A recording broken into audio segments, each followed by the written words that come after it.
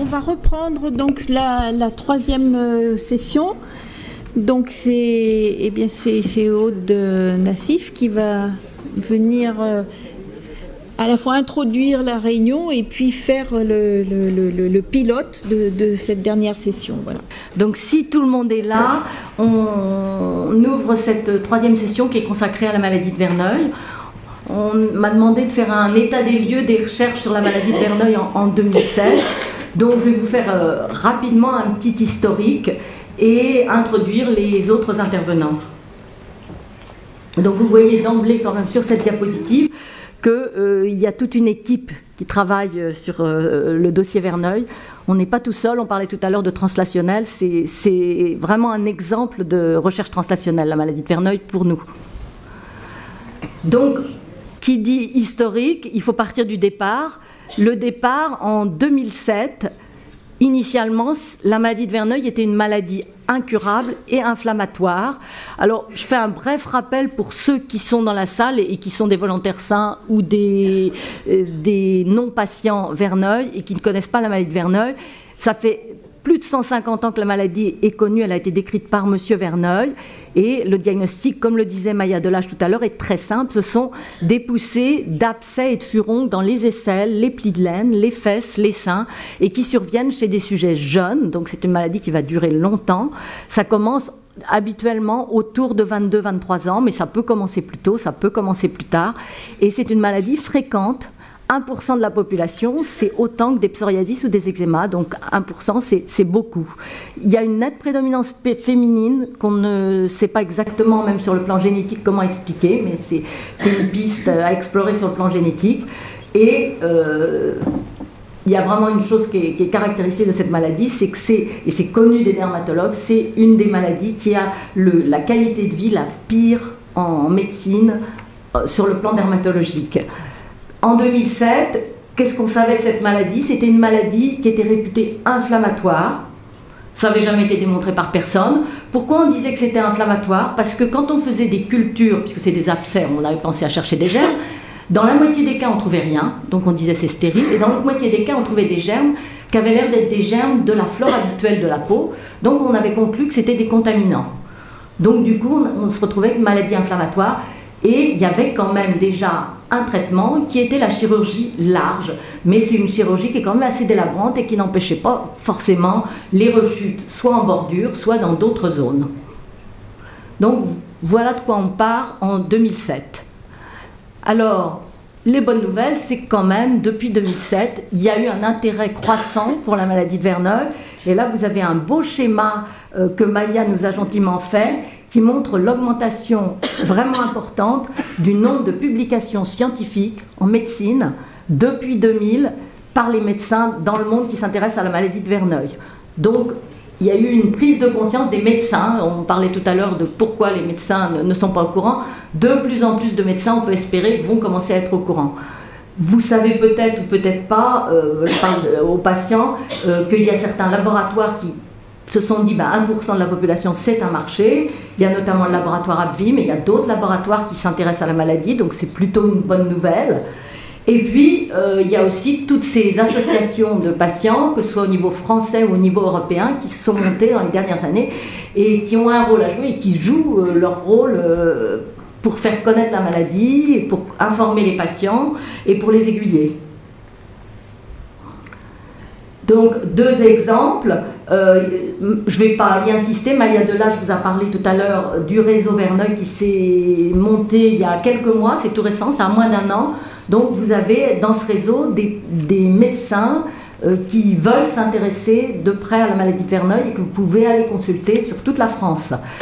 Également, dans les 2 dernières années, s'est fondée ou s'est agrandie une association européenne de médecins intéressés, de dermatologues intéressés à la maladie de Verneuil. Elle existait depuis une dizaine d'années, mais il y avait très peu de médecins qui étaient impliqués dedans.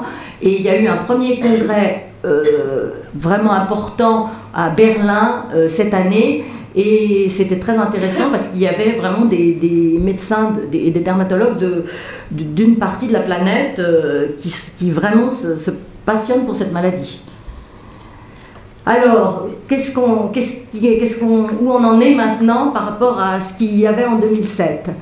Alors, depuis 2007, ce que notre équipe a fait précisément, effectivement, on a développé un intérêt pour la maladie de Verneuil. Moi, c'est uniquement à cause des patients qui m'ont amené des signes, qui m'ont fait penser que l'hypothèse de mécanisme qu'on avait n'était pas la bonne. Et à ce moment-là, on a développer des collaborations parce que toute seule, j'étais pas capable de gérer les microbes, je savais pas comment les gérer, je savais pas comment on les traitait. Donc on a très vite fait, dès 2007, une collaboration transdisciplinaire. Il fallait à la fois des cliniciens, mais aussi des chercheurs, et notamment des chercheurs en microbiologie et des chercheurs en génétique pour faire avancer les choses. Et donc, pour vous donner un exemple, on suit actuellement, alors en fait, j'ai pas eu le temps dans les 2 dernières semaines de recenser la cohorte exacte, on suit au moins 850 patients. Il est possible qu'on soit à 900 ou 1000, j'ai pas eu le temps.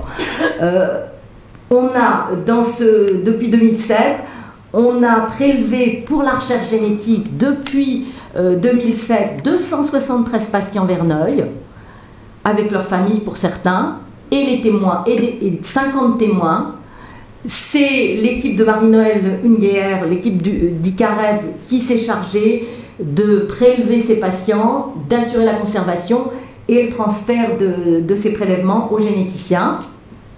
Les généticiens, vous allez entendre la généticienne tout à l'heure nous parler, ont réalisé tout un tas d'études génétiques et vous voyez qu'on a 4 personnes qui sont impliquées là-dedans.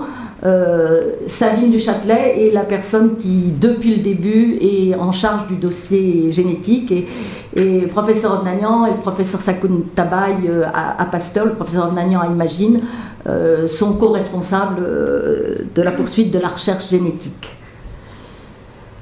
Sur le plan microbiologique, finalement, c'est ce qui nous a fait avancer au départ. On a réalisé un grand nombre de prélèvements. Il y a une petite erreur, en fait, on pense qu'on est certainement à plus de 1000 prélèvements microbiologiques qui ont été faits et techniqués par le docteur Join Lambert, et ça a permis en un premier temps de modifier les stratégies, et il y a eu une étude plus spécifique qui a été faite en prospectif chez 57 patients qui avaient 5 visites réparties sur 2 ans, et pendant lesquels, à chaque fois, systématiquement, on faisait des prélèvements microbiologiques extensifs pour chercher les germes dans les lésions de Verneuil, mais aussi dans d'autres zones, et surveiller ou non l'apparition de résistance. Et on a eu, grâce à l'équipe d'ICAREB, des sujets témoins, parce qu'en science, il nous faut toujours des contrôles. Tout ce qu'on interprète, il nous faut un sujet témoin.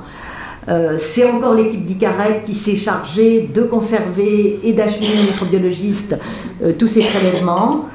Et donc c'est le docteur Join Lambert et le docteur Guy-Revillet à Necker qui ont techniqué et interprété toutes ces analyses.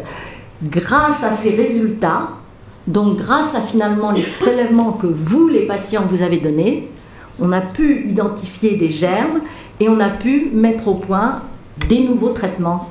Parce que pour être honnête, il y a des antibiotiques que j'utilise dans la maladie de Verneuil, ainsi que Maya Delage, dont je ne connaissais pas l'existence. C'est les microbiologistes, c'est le docteur Join Lambert qui nous a dit c'est cet antibiotique-là qu'il faut utiliser. Donc vous voyez, c'est une collaboration de tout le monde, y compris des patients qui ont donné leur prélèvement. Donc, j'ai un petit peu expliqué la chose plus tôt. On partait d'une maladie inflammatoire et du coup, grâce aux analyses qu'on a pu faire, grâce aux patients qui nous ont permis de les faire, il émerge un nouveau mécanisme qui expliquerait davantage la maladie. On pense que c'est une maladie haute microbiome, c'est-à-dire que les patients s'infectent à leur propre flore des plis. Et du coup, comme les germes qu'on trouve dans les lésions sont des bactéries, on n'a pas besoin d'aller chercher des traitements ailleurs, on a déjà des traitements contre les bactéries qui sont les antibiotiques.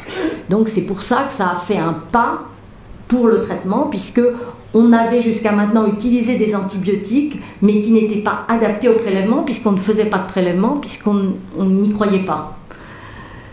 Il faut bien comprendre qu'on a encore beaucoup de choses à comprendre pour cette maladie, parce que ce qu'on voudrait, c'est essayer de caractériser, de savoir quelles sont les molécules qui ne sont pas produites, qui devraient être produites, qui devraient faire en sorte que les patients verneuils supportent bien leur propre flore et qu'elles ne les infectent pas.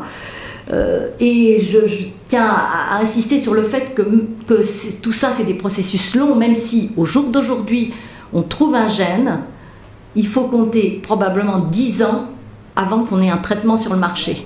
Parce que si on trouve un gène, il faut fabriquer le médicament. Si on a beaucoup de chance, c'est déjà dans une voie qui est utilisée dans une autre maladie, et là, on a déjà un médicament sur le marché, mais ça, ce serait vraiment beaucoup de chance.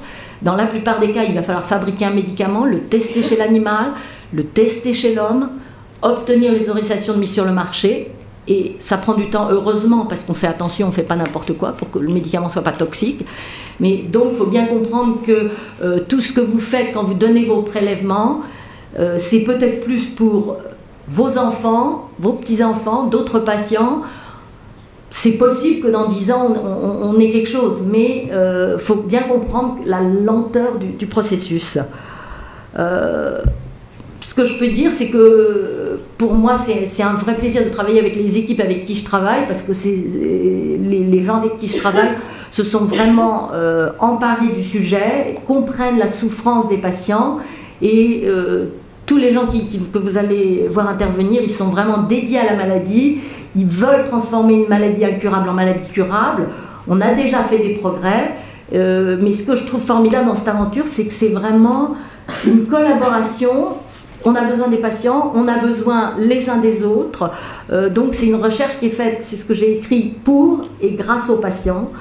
Et on a abordé un peu dans les questions le problème. Il y a des difficultés quotidiennes, c'est difficile d'avoir un financement, il y a des difficultés techniques, donc on va en parler un petit peu, notamment pour la génétique. Et puis je voulais vous remercier tous ceux qui sont venus aujourd'hui, et tous ceux qui ont donné leur sang, leur peau, parce que sans ça on peut rien faire. Voilà.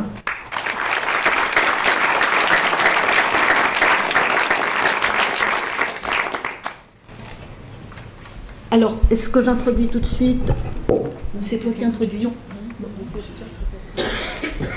Il y a peut-être des questions dans la salle.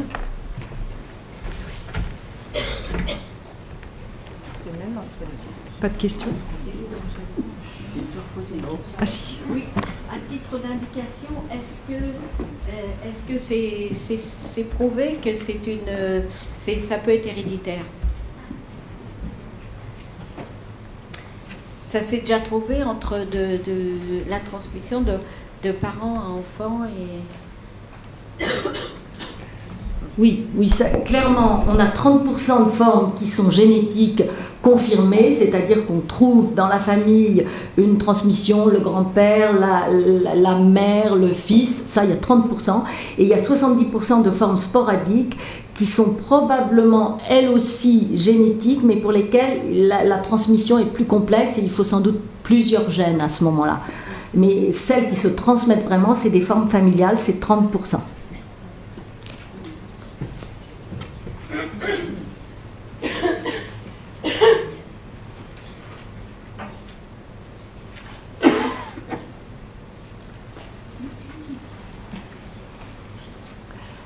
C'est Maya maintenant, c'est ça? Il n'y a pas d'autres questions? Donc, ah, s'il y a une question encore.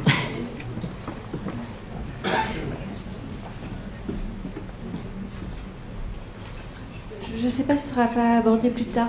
Vous parlez d'antibiotiques qui permettent de réduire les infections. Est-ce que vous, en parallèle de la recherche sur les antibiotiques, comme il y a énormément d'antibiorésistance qui se mettent en place, vous envisagez d'autres pistes de façon à ce que si jamais une résistance... C'est bien pour ça que, on surveille les résistances, vous voyez toutes les études qu'on a faites, c'est tout le temps pour guetter les résistances, et 2, c'est pour ça qu'on veut de trouver le gène. Parce que l'idée, c'est pas d'utiliser, c'est si on peut, c'est trouver l'anomalie moléculaire et remplacer les antibiotiques par la molécule qui est déficiente. C'est ça notre idée, mais Sabine va vous en parler, c'est plus complexe que ce qu'on attendait. Je vais laisser la parole à Maya Delage, qu'un certain nombre de patients doivent connaître aussi, hein, qui est l'autre clinicienne qui s'occupe des Verneuil à Pasteur, qui va vous parler des actualités thérapeutiques dans la maladie de Verneuil, clinique et thérapeutique.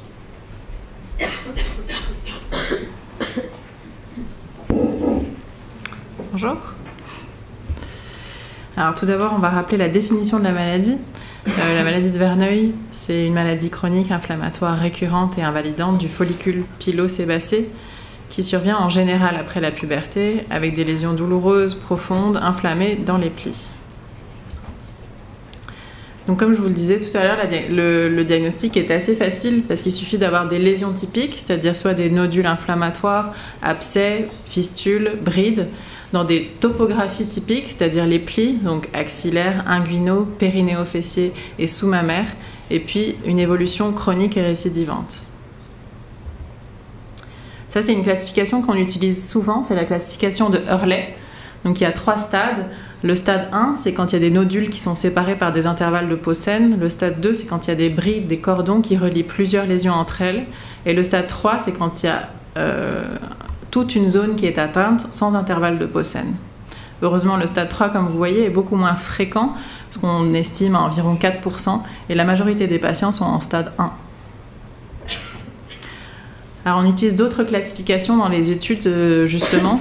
Donc vous pouvez être amené à voir ce genre de classification. Il y a le score de Sartorius, qui est un petit peu complexe, donc on ne l'utilise pas en pratique courante, mais qui va nous servir à évaluer vraiment plus précisément l'évolution de la maladie. Il y a le PGA, qui est du même ordre, mais un peu plus simple. Et le DLQI, c'est la qualité de vie, donc pour mesurer à chaque étape la qualité de vie du patient. Donc l'épidémiologie, Aude vous en a déjà présenté à peu près ça, donc une maladie fréquente, une prévalence qui est de l'ordre de 1%, on dit en France, un délai diagnostique très long, ça on l'a dit aussi, avant les premiers symptômes, les patients attendent environ 8 ans avant qu'on leur dise que c'est une maladie de Verneuil. C'est aussi l'évolution de la maladie qui évolue par poussée qui fait qu'on ne peut pas tout de suite poser le diagnostic, mais c'est aussi, bien sûr, comme on l'a dit, la difficulté de trouver un médecin qui connaît cette maladie. Le sexe ratio, on en a parlé, donc 3 fois plus de femmes que d'hommes qui ont cette maladie, et un âge moyen de début qui est en moyenne de 22 ans, même si on voit des formes plus précoces, parfois même pédiatriques, et des formes un petit peu plus tardives aussi. Alors les facteurs favorisants, les facteurs associés, alors certains sont démontrés, d'autres sont pour le moment suspectés sans qu'ils soient tout à fait démontrés. Le surpoids et l'obésité, là on voit quand même qu'il y a une grosse majorité des patients qui sont obèses ou en surpoids. Le tabac, ça c'est très controversé, mais il y a une très grande majorité de patients, plus de 80% des patients sont des fumeurs ou des anciens fumeurs. Les anti-inflammatoires, donc ça, anti-inflammatoires et cortisone, on a remarqué dans notre pratique quotidienne que les anti-inflammatoires favorisent les poussées. Et de même le diabète, qui aggrave la maladie. Alors, comment survient la maladie de Verneuil? Donc, au début, c'est une occlusion du follicule pilosébacé. Et donc des bactéries commensales qui sont piégées dans ce piège lié à cette occlusion et survient secondairement une inflammation.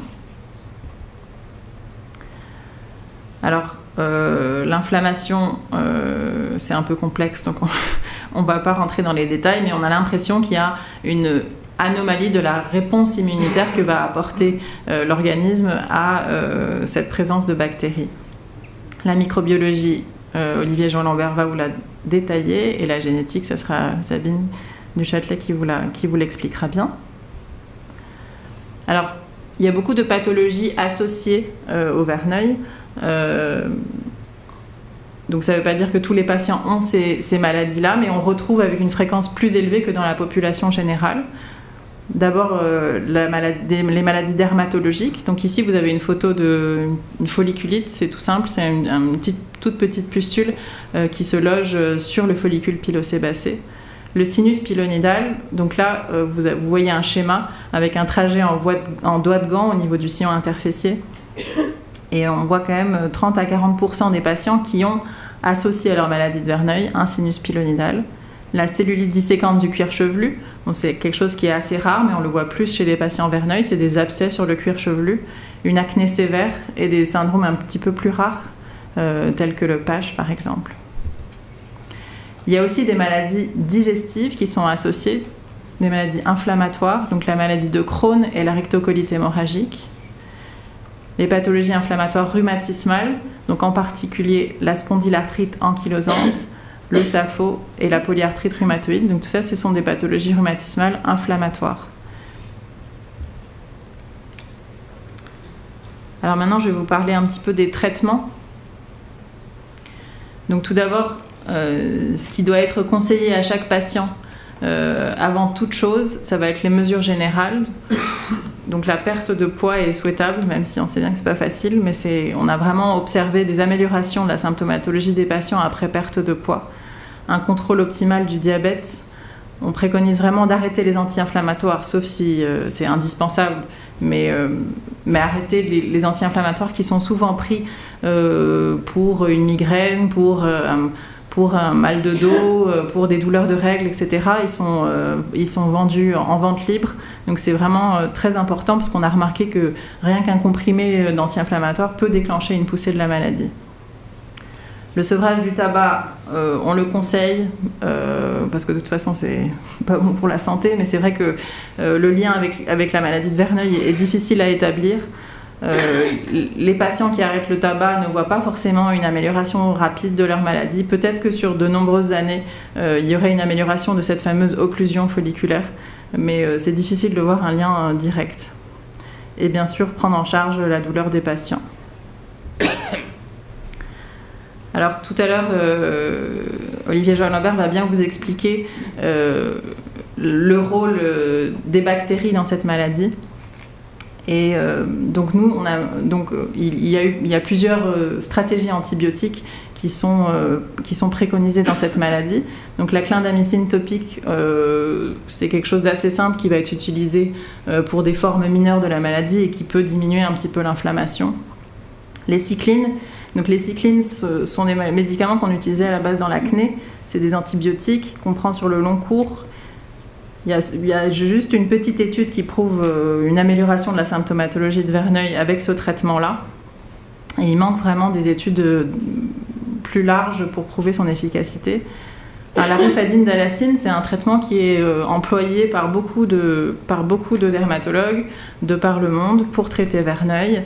Les études qui ne sont pas des études de très bonne qualité, mais qui retracent l'amélioration quand même d'un certain nombre de patients traités par cette stratégie.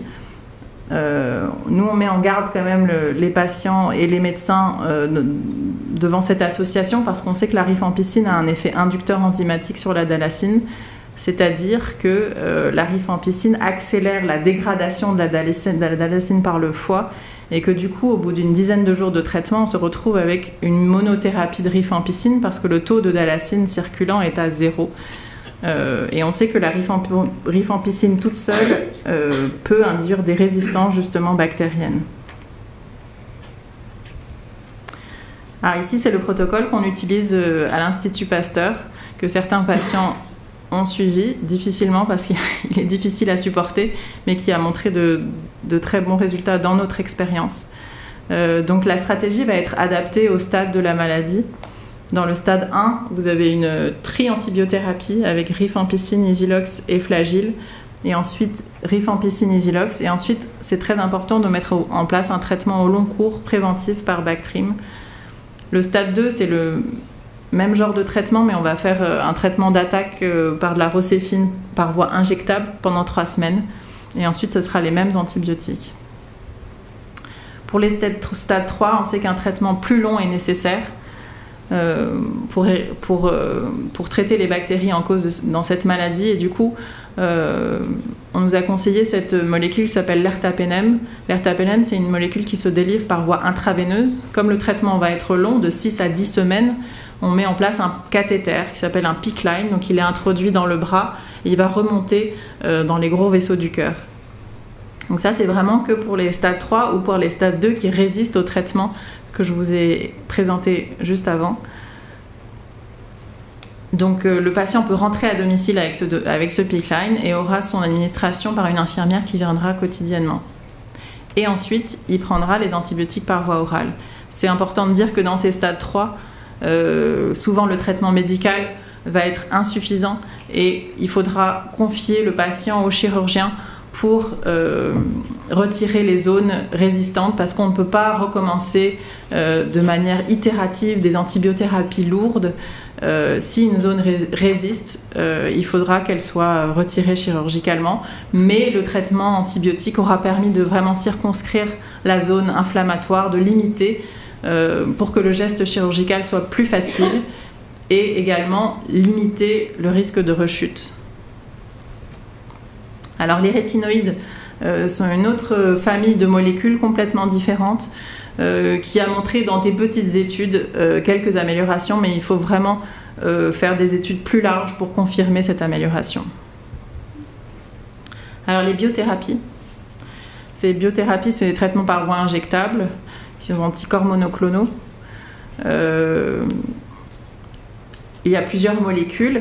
Elles sont préconisées pour les stades 2 et 3 qui sont résistants aux antibiotiques. Le plus ancien, c'est le Remicade, l'infliximab, donc il était utilisé à la base pour le psoriasis, mais également la polyarthrite rhumatoïde, la spondylarthrite ou les maladies de Crohn. Aux doses habituelles, ce médicament n'a pas prouvé une différence significative avec le placebo. Mais il est quand même pas mal employé parce qu'on a quand même l'impression dans la pratique clinique qu'il y a une diminution des phénomènes inflammatoires avec ce traitement. L'étanercept, c'était un autre médicament qui était utilisé plutôt dans le psoriasis ou les rhumatismes, mais dans le verneuil, on n'a pas l'impression qu'il donne d'amélioration. Et enfin, l'Humira, vous avez dû en entendre parler pas mal parce qu'il a reçu une AMM, c'est-à-dire une autorisation de mise sur le marché l'été dernier. C'est une dose qui est plus forte par rapport à ce qui est utilisé dans le psoriasis, par exemple. En fait, quand on met un médicament sur le marché, on doit d'abord étudier qu'il ne soit pas nocif, etc. Et ça, c'est la première commission, c'est l'AMM. Mais ensuite, il y a une deuxième commission qui va regarder l'amélioration du service médical rendu. Et ça, c'est la commission de transparence qui va étudier le dossier. Et en l'occurrence, pour ce médicament, la commission de transparence a jugé que l'amélioration du service médical rendu était insuffisante, ce qui fait que en France, l'Humira n'est pas remboursé, donc très difficile à employer. Le critère de jugement de ce médicament, c'était une amélioration de 50% au moins des lésions, et dans les études qui ont permis d'obtenir l'AMM, il y a environ la moitié des patients qui ont réussi à avoir cette amélioration de 50%. Il faut savoir que c'est un traitement suspensif, c'est-à-dire qu'il va diminuer les phénomènes inflammatoires chez un certain nombre de malades, mais si vous l'arrêtez, la maladie, elle reprendra son cours. Alors la chirurgie, vous avez plusieurs types de chirurgie qui sont possibles. En urgence, si vous avez un abcès hyper douloureux, on fait un drainage, c'est-à-dire qu'on va inciser, ouvrir et nettoyer. Vous avez les exérèses localisées, donc ça c'est retirer plusieurs nodules, essayer de les retirer en totalité. Et puis les exérèses larges, c'est une chirurgie qui est beaucoup plus lourde, qui va constituer à retirer toute une zone atteinte. Donc ça peut se faire dans toutes les localisations, mais parfois c'est une chirurgie qui est très délabrante. On a besoin des chirurgiens plasticiens le plus souvent pour refermer les grosses pertes de substances qui vont être faites suite à cette chirurgie. Il y a d'autres techniques qui sont actuellement à l'étude. Donc on a différents types de lasers qui pourraient améliorer la maladie, mais pour lesquels on n'a pas assez de recul et pas assez d'études de qualité pour prouver l'efficacité. Les autres médicaments sont vraiment également pour le moment au stade très expérimental. Ça, c'est une stratégie thérapeutique qui a été recommandée par la fondation dont vous a parlé Aude, la fondation européenne. Donc en fonction de la gravité, différentes stratégies peuvent être employées. Donc pour les formes intermittentes moins sévères, vous pouvez avoir donc les antibiothérapies courtes, l'adalacine topique, les cyclines, notre stratégie rifadine, isilox, flagyl. Pour les stades plus avancés, notre stratégie rosénifine flagyl. Il y en a d'autres qui feront la rifadine associée à la dalacine et les rétinoïdes sont proposés par certains. Et enfin, dans les stades 3, l'ertapenem comme nous l'avons présenté et puis les biothérapies comme l'adalimumab. Alors tout au long de l'évolution, la chirurgie aura toujours sa place, que ce soit des drainages ou des exérèses plus larges, et bien sûr les règles dont je vous ai parlé, ce qu'on appelle les règles hygiéno-diététiques, le soutien psychologique et les traitements antalgiques. En conclusion, comme vous avez vu, la maladie de Verneuil est une pathologie qui n'est pas rare et qui a un retentissement très sévère sur la qualité de vie. Sa présentation est très hétérogène, chaque patient est différent. Il n'y a pour le moment pas de traitement consensuel en fonction des stades de la maladie. La stratégie globale pour obtenir la rémission reste pour le moment une combinaison médico-chirurgicale avec des traitements médicamenteux et une prise en charge chirurgicale souvent. Les mécanismes en jeu doivent être mieux compris grâce à l'apport de la génétique, de l'immunologie, de la métagénomique, afin d'améliorer les traitements et peut-être les associer. Et voilà, il y a plusieurs axes de recherche qui continuent à se développer. Et là, vous voyez un petit peu l'ensemble des différentes équipes avec lesquelles nous travaillons sur le sujet. Donc à Pasteur, à Necker et dans les autres hôpitaux de la région. Et je vous remercie de votre attention.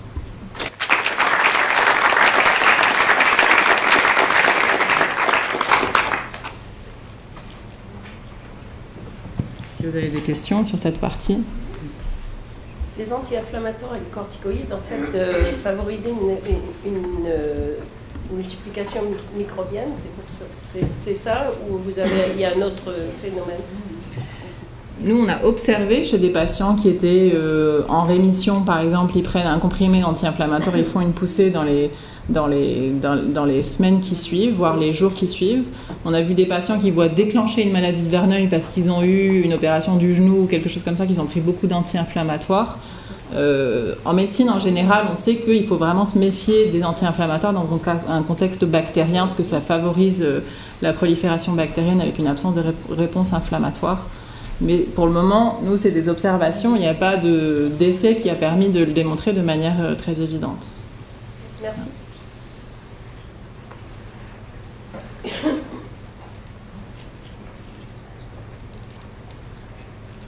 Est-ce que c'est une maladie qui touche tous les types de peau, caucasiens, africains, asiatiques, ou les prévalences sont différentes en fonction des continents?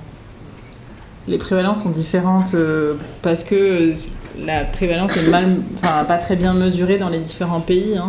Nous, on a des chiffres de prévalence qui sont relativement élevés, à 1% en France, aux États-Unis c'est plus bas par exemple. Mais oui, on a des patients dans tous les continents qui sont atteints de cette maladie, effectivement.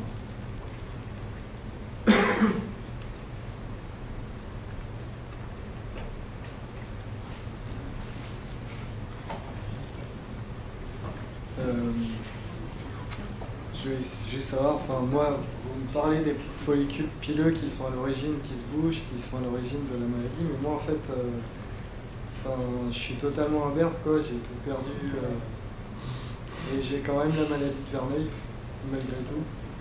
Donc est-ce que ça a vraiment un lien pour tout le monde ou pas C'est intéressant, effectivement, comme remarque. Vous n'avez pas de poils, mais vous avez quand même des follicules, je pense. Il y a quand même une glande sébacée. Je ne connais pas votre peau, mais Aude la connaît peut-être mieux que moi. Mais probablement que l'appareil histologique existe tout de même. Mais, oui. J'avais été une fois invitée à parler chez des collègues, et il y avait une nanapathe, et j'expliquais que ce qu'on dit de la maladie de Verneuil actuellement, c'est que la racine est dans le follicule pilosébacé, donc on pense que c'est le poil au départ, et l'anapathe m'a interrompu en me disant oui, mais le poil, il y a toujours une glande sébacée, donc on ne peut absolument pas affirmer, comme ils sont ensemble, que ce n'est pas la glande sébacée. Et c'est vrai que votre observation est excessivement intéressante. Je vais en parler avec les généticiens.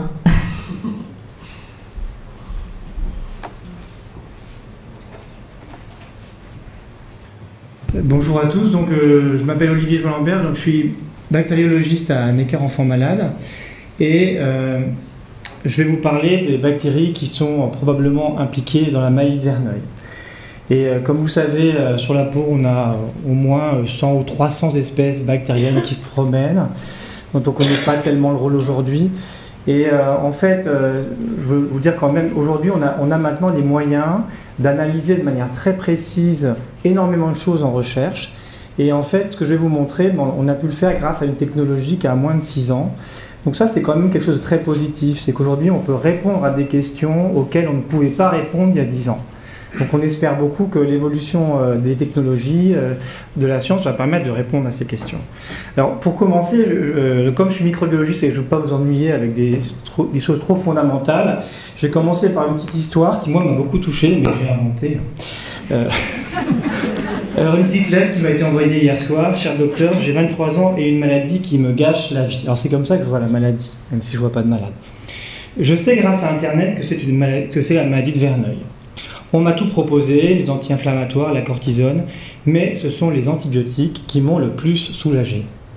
Pour moi, c'est sûr, c'est une maladie infectieuse. Et si je viens vous voir à l'Institut Pasteur, c'est pour que vous trouviez le germe.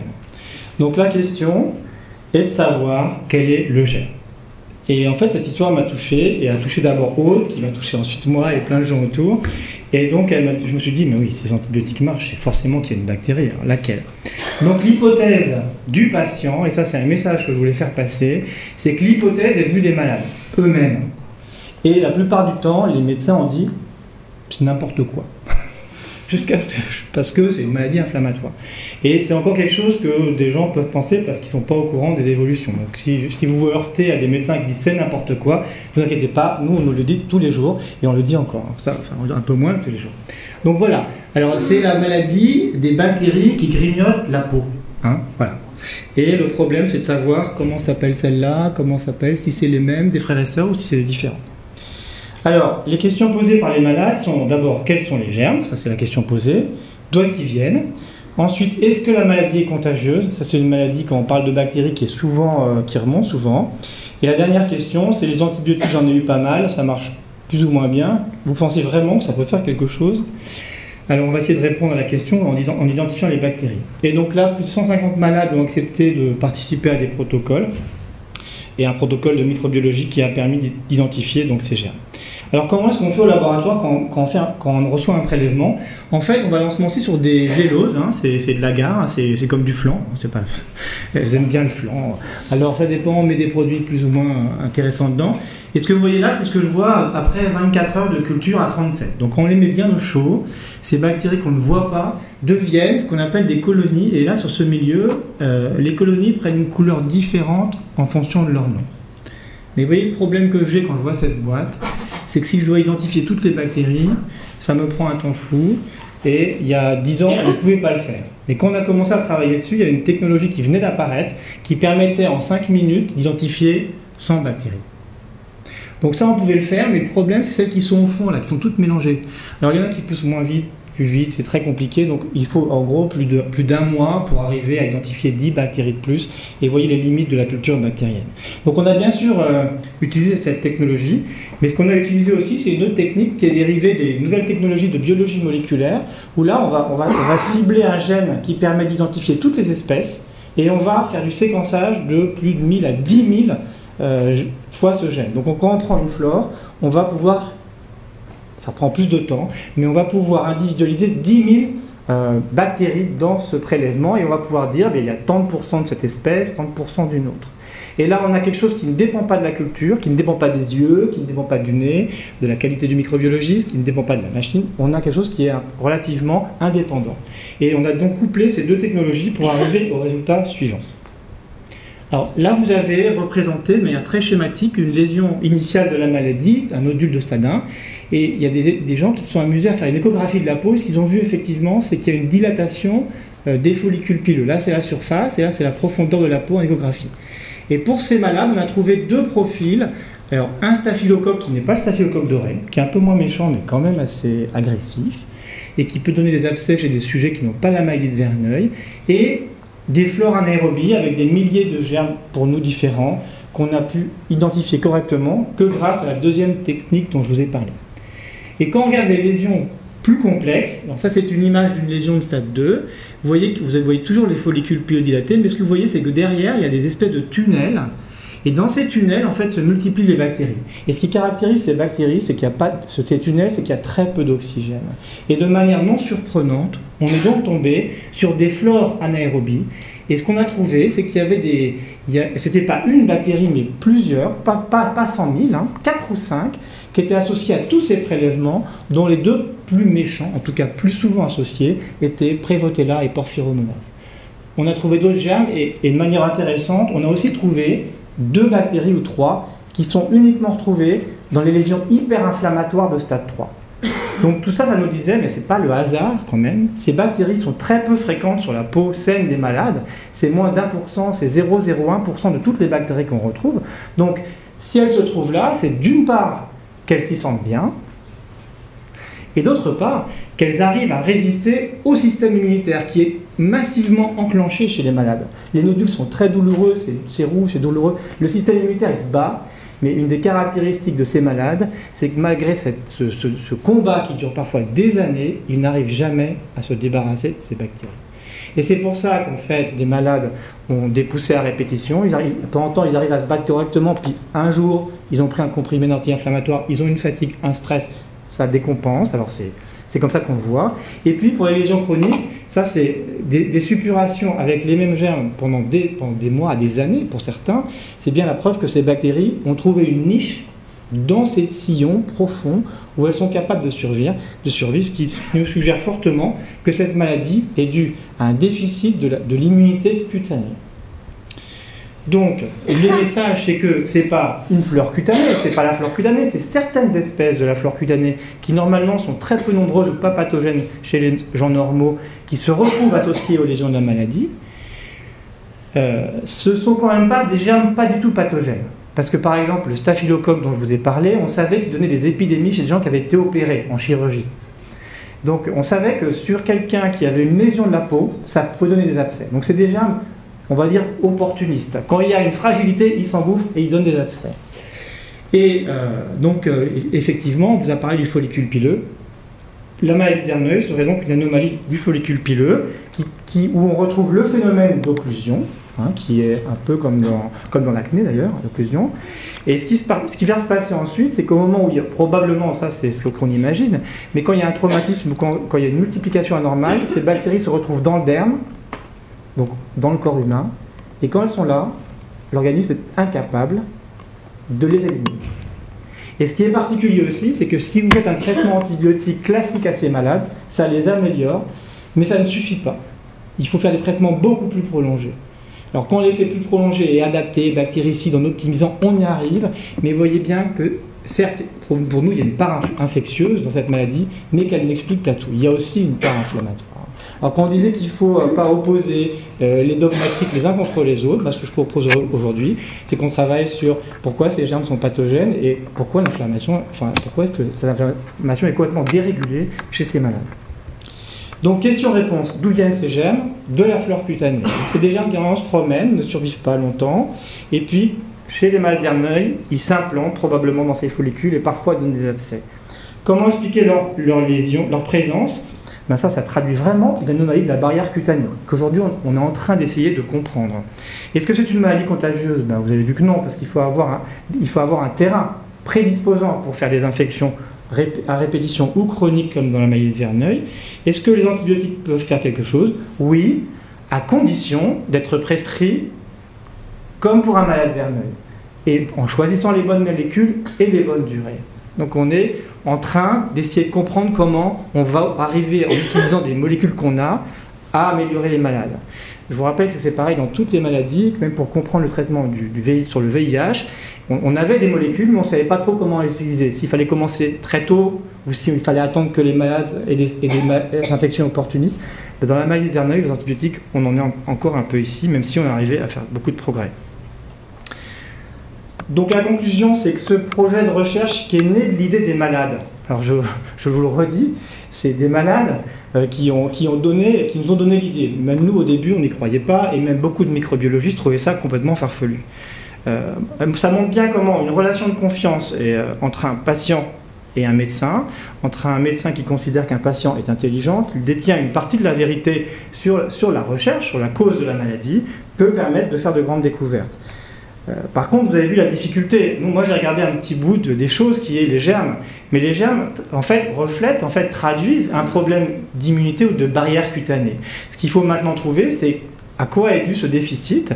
Et l'idée, c'est bien sûr, à terme, de ne plus jamais utiliser d'antibiotiques pour traiter la maladie de Verneuil. Vous connaissez les méfaits des antibiotiques, l'émergence de la résistance, et on sait que les malades, à force de prendre des antibiotiques, vont devenir résistants aussi pour la maladie de Verneuil. Donc, il faut arriver à faire mieux.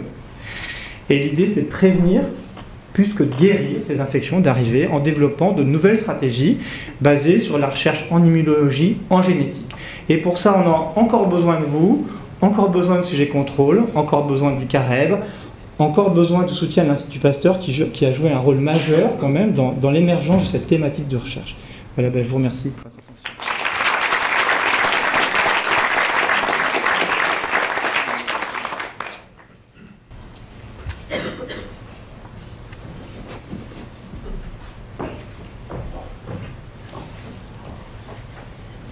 Première question, peut-être la dernière. Est-ce qu'il existe des bactéries qu'on a sur la peau qui sont nécessaires ou utiles? Oui.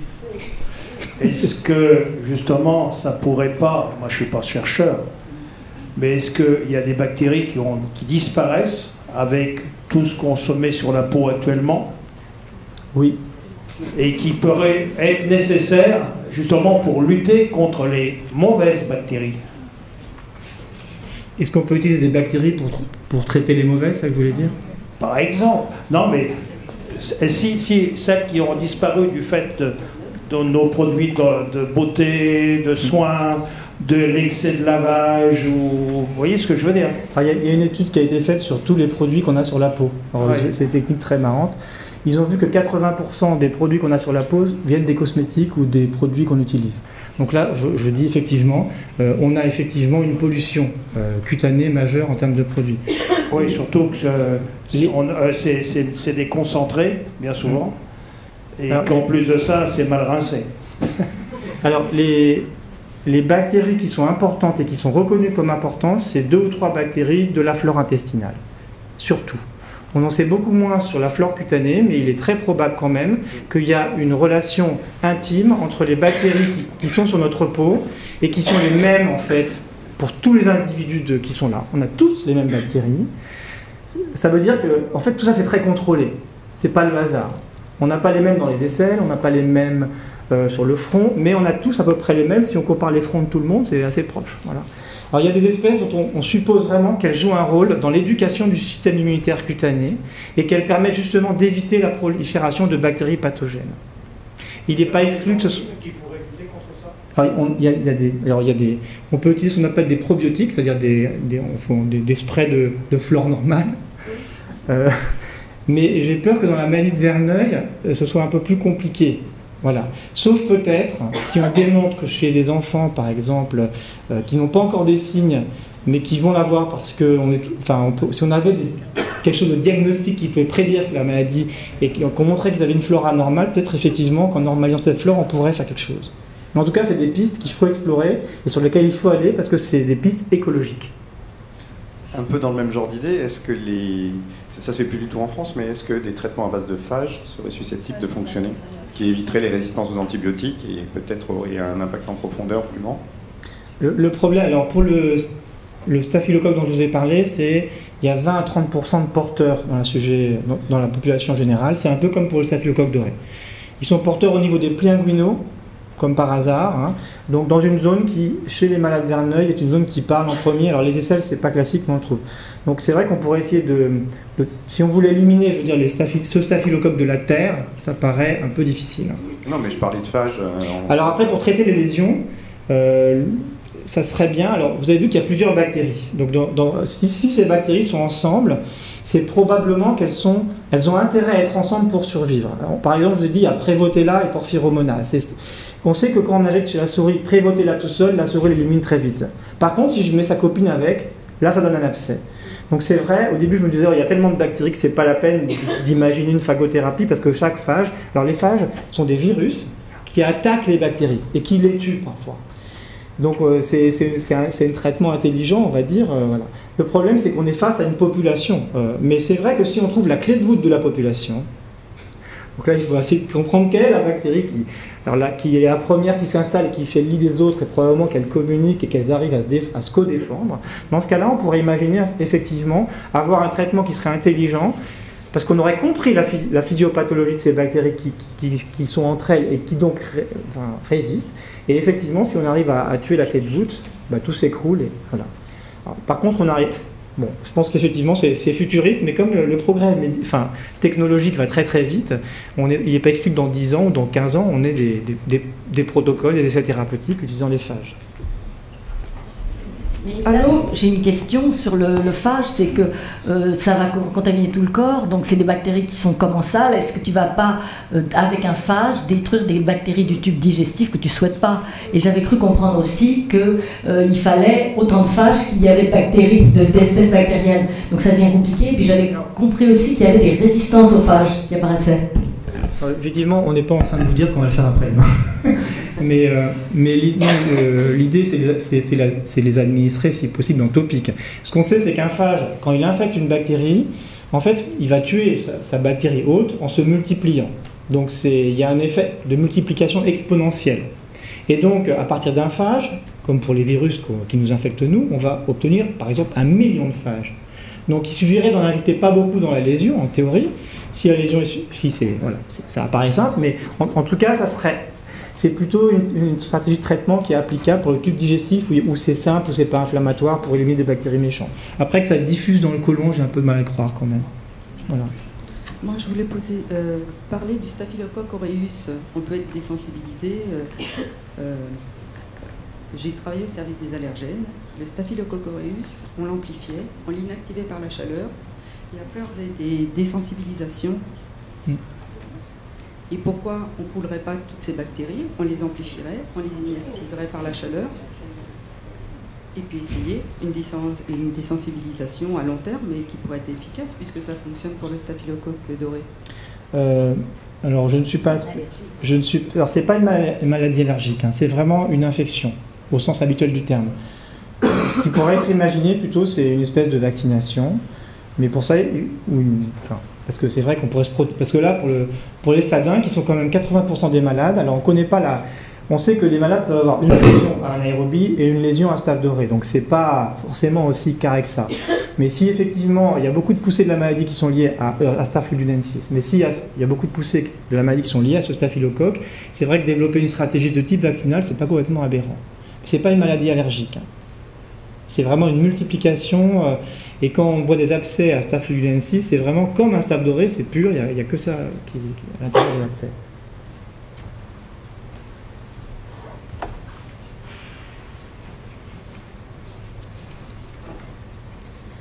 Madame Delage, tout à l'heure, parlait des pathologies associées à la maladie de Verneuil, type maladie de Crohn ou pathologie rhumatismale, spondylarthrite, polyarthrite.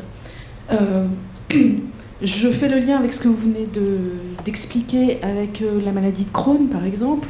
Enfin, pour moi, le lien est direct. Par contre, où interviennent les bactéries et est-ce qu'elles interviennent dans le cadre d'une pathologie rhumatismale associée? Bon, j'ai envie de dire, on n'en sait rien. C'est ça. Ouais, alors, ce qu'il faut savoir quand même, c'est qu'il y a une surreprésentation de maladies inflammatoires, digestives et rhumatismales dans la maladie de Verneuil, mais c'est combien de pourcents des malades? C'est 1 à 3%, c'est ça?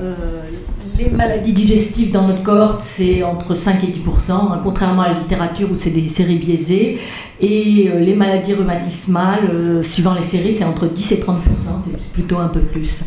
Et nous, on suspecte qu'il y a des mécanismes communs.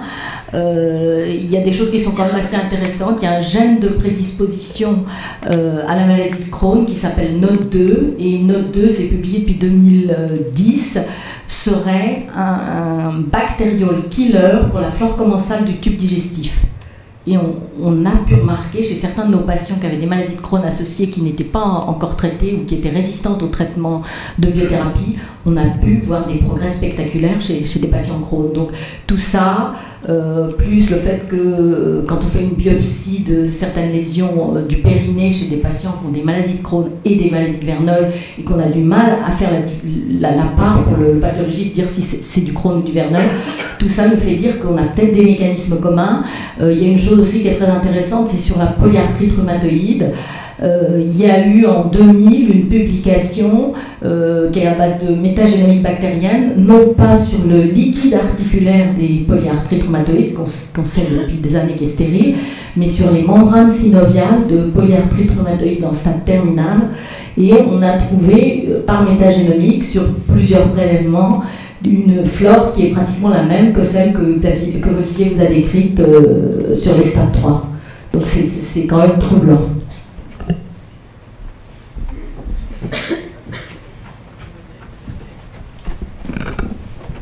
Question ? J'ai une dernière question. Si c'est une insuffisance immunitaire cutanée, en fait, celui-là, si c'est moi que vous cherchez.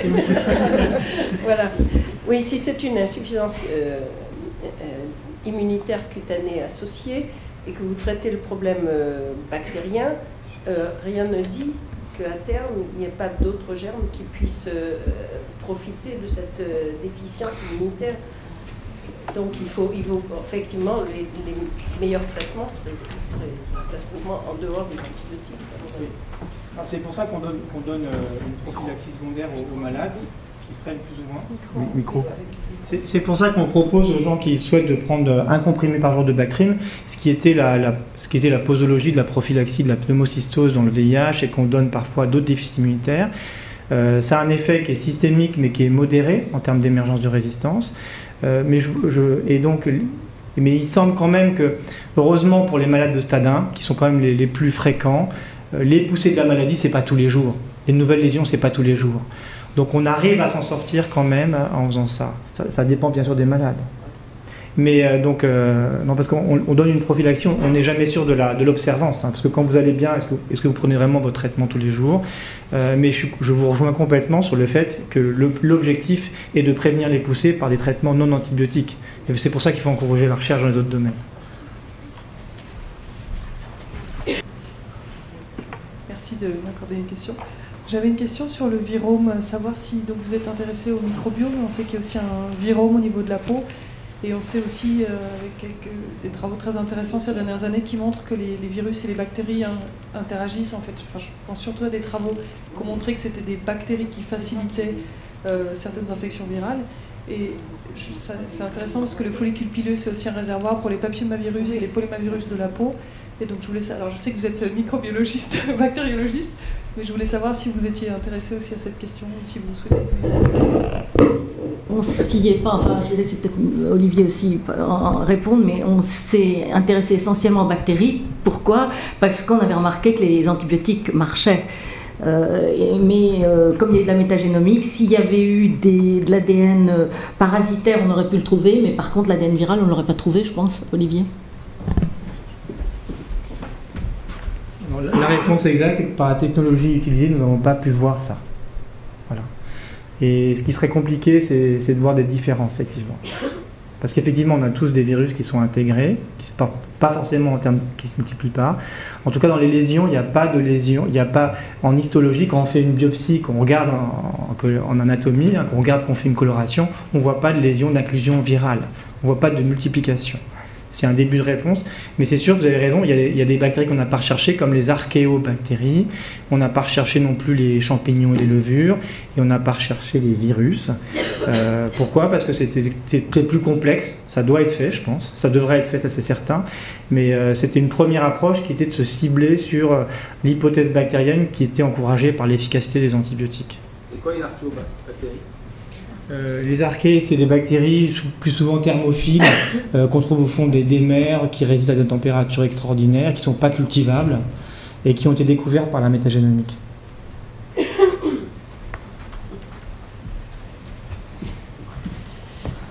Donc, je vais vous présenter la partie génétique. Donc, tout d'abord, quelques notions. Donc, le corps humain est constitué de 100 000 milliards de cellules. Chaque cellule renferme dans son noyau l'information génétique contenant toutes les instructions pour le bon fonctionnement de l'organisme. Cette information génétique est organisée en chromosomes constitués d'ADN et porteurs de nos gènes. Donc, cette information génétique utilise un alphabet de 4 lettres, ACGT. Et chaque gène correspond au mode d'emploi pour la production d'une protéine qui joue un rôle après, une fonction dans notre organisme. Nous possédons 2 copies de chaque gène, une copie étant héritée de chacun de nos parents. Donc le but d'une étude génétique est d'identifier là où les anomalies dans le ou les gènes responsables de la maladie. Donc ces anomalies peuvent être le remplacement d'une lettre par une autre, la suppression ou au contraire l'addition d'une ou de plusieurs lettres. La finalité de l'identification des gènes impliqués dans une maladie, c'est de mieux comprendre le mécanisme biologique à l'origine de la maladie, de proposer également de nouvelles pistes thérapeutiques et dans des cas familiaux, pouvoir déterminer si un individu a un risque de développer la maladie. Donc, comme Aude l'avait rappelé tout à l'heure, la maladie de Verneuil présente une transmission héréditaire dans au moins 30% des cas. Donc ici est représentée une famille avec 3 générations, donc tout en haut les grands-parents, en dessous les parents et au 3e niveau les enfants. Les individus atteints sont représentés en noir et les personnes de sexe féminin sont représentées par des ronds et celles de sexe masculin par des carrés.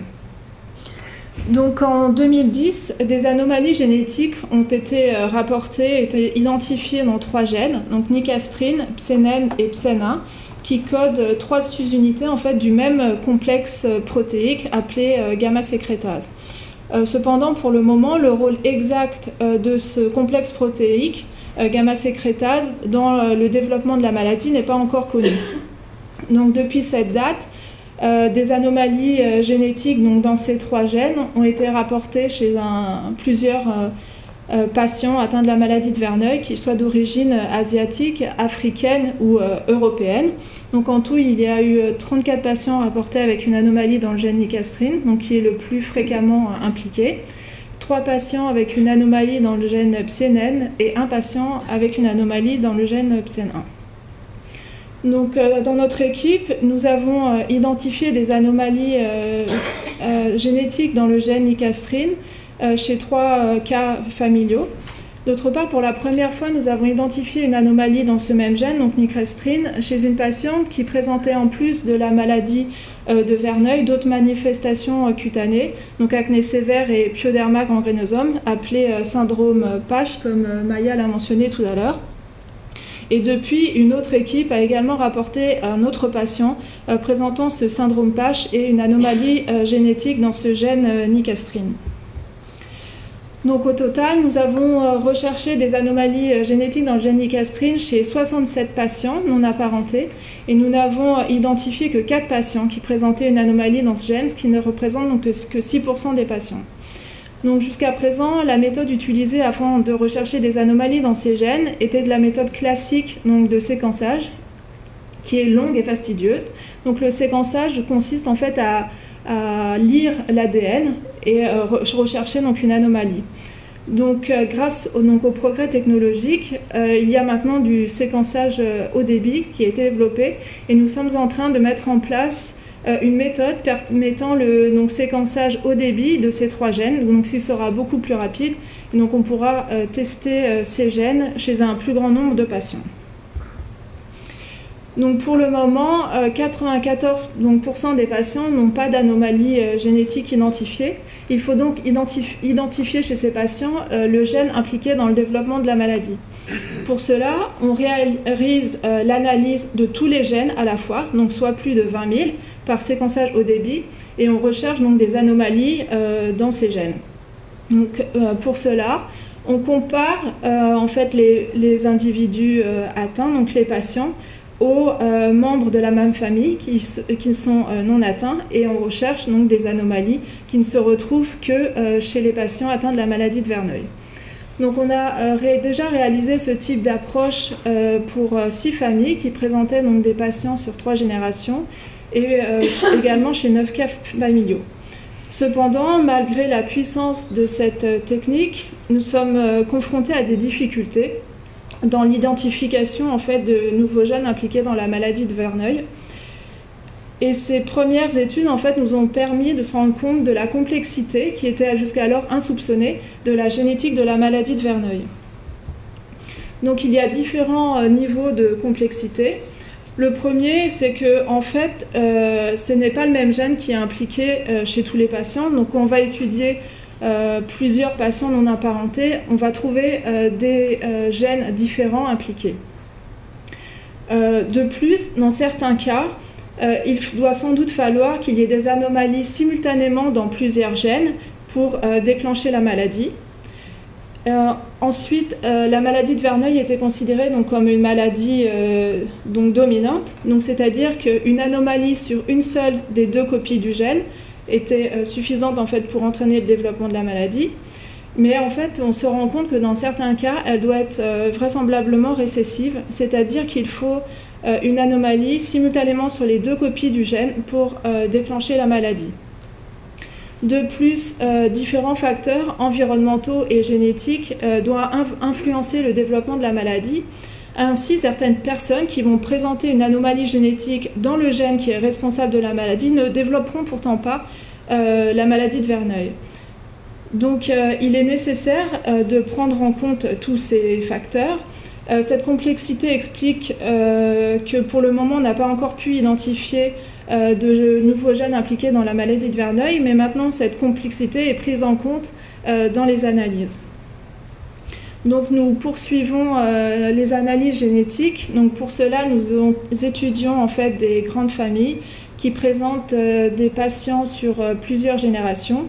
Également des cas non familiaux où on étudiera également leurs parents, donc qui ne présentent pas la maladie.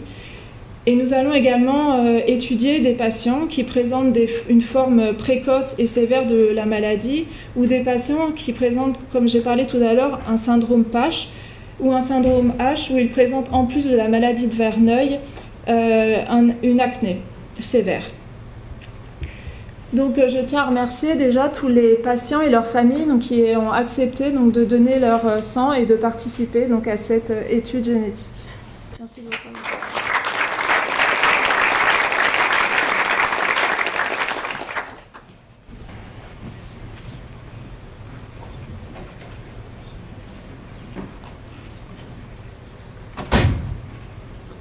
Une question un peu provocatrice. À partir du moment où vous avez affaire comme ça à une maladie multifactorielle et qui peut avoir des causes multiples, est-ce que ça ne rend pas caduque la recherche d'un traitement sur la maladie elle-même? Et donc à partir de ce moment-là, est-ce qu'il ne faut pas se concentrer sur le traitement symptomatique? Déjà, elle n'est sans doute pas quand même multifactorielle comme ça a été présenté ce matin pour le diabète de type 1. On pense plutôt qu'elle est par exemple oligogénique, c'est-à-dire que dans certains cas, donc, un seul gène suffit, comme c'est le cas par exemple pour Nicastrine. Dans certains cas, sans doute, il faut des anomalies dans plusieurs gènes, mais ce nombre de gènes doit être relativement limité. Après, ce n'est pas parce qu'il y a des gènes différents qui sont impliqués dans la maladie qui ne sont pas impliqués en fait, dans la même voie, et que du coup, un traitement pourrait être commun, enfin, pourrait être trouvé et serait commun, en fait, même si à la base, les patients n'ont pas des anomalies dans le même gène.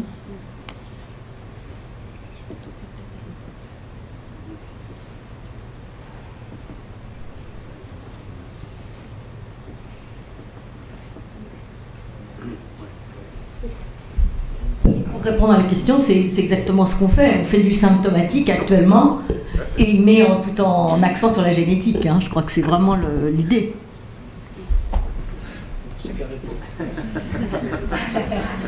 Alors, c'est vrai que c'est très dur. Et ce qu'on pense, nous, quand même, c'est que ce qu'on a vu en microbiologie, ça oriente vers un problème soit de barrière. Donc, la peau est couverte par des cellules qu'on appelle les kératinocytes, et qu'on a quand même une grosse hypothèse qu'il y a un défaut de fonctionnement de ces kératinocytes, soit un problème, effectivement, de dysrégulation de l'immunité. On savait depuis le début que la maladie de Verneuil était très hétérogène sur le plan clinique. Parce qu'entre le malade de stade 3, qui en 6 mois a tous les plis qui se mettent à suinter et à être hyperalgique, et le malade qui fait une poussée par an dans une aisselle, on se dit c'est quand même pas la même maladie, enfin, même si c'est les mêmes sites, voilà. Donc l'idée c'est aussi, je pense, de se concentrer sur des phénotypes qu'on dit forts, c'est-à-dire on a peut-être plus de chances de trouver une maladie chez quelqu'un qui a énormément de symptômes, parce que là on va dire le déficit est plus important, donc on a plus de chances de le trouver. Et l'idée aussi, c'est pas faire que de la génétique, mais aussi d'essayer de faire des études fonctionnelles pour savoir qu'est-ce qui marche pas dans la cellule. Parce que pour remonter jusqu'au gène, pour voir déjà. Donc en fait, on est en train de faire une approche, comme on disait ce matin, où on essaie d'avoir une approche multi-thématique ou multi-recherche pour arriver à trouver, alors le gène, peut-être pas, le ou les gènes, mais en tout cas un traitement. Parce que finalement, on espère quand même trouver un gène, parce que ça fait combien de temps que je travaille sur le sujet. Je pense que c'est un travail énorme, même si les résultats sont malheureusement pas encore là. Enfin, on espère que ça va arriver. Mais l'idée, c'est de se renforcer en disant, bon, on a une stratégie qui est pour l'instant, qui n'a pas donné ses fruits. Comment est-ce qu'on peut faire pour arriver à peut-être cibler? Parce que Sabine ne vous l'a pas dit, mais elle a quand même des hypothèses.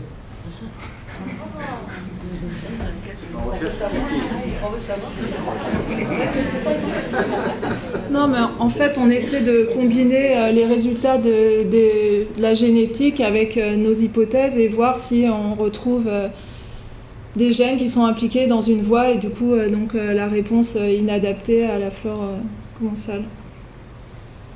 Et si personne d'autre n'en pose, vous n'avez pas de modèle animal? On peut peut-être dire deux mots.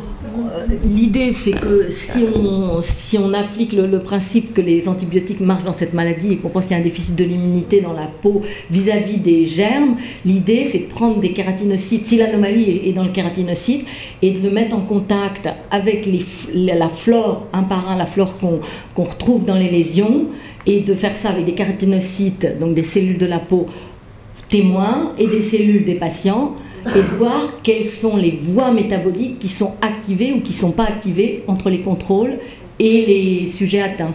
Donc ça, c'est un projet qui est en partie financé, qui va se lancer, parce que ça nous permettrait, même si on ne sait pas quel est le gène malade qui commande à toute une cascade, si au bout du bout, il y a une voie métabolique qui est toujours déficiente, ça ouvre des pistes sur le traitement aussi. Et ma dernière question, il n'y a pas de système animal? Il n'y a pas de modèle animal? Non, il n'y a malheureusement pas de modèle animal. Il y a même des reviewers qui nous le reprochent. Mais alors, est-ce que quand on n'a pas de modèle animal, il ne faut pas faire de recherche? Non, c'est pas ça du tout. Non, mais je réponds à mes reviewers qui m'ont énervé, mais... C'était lui, en fait.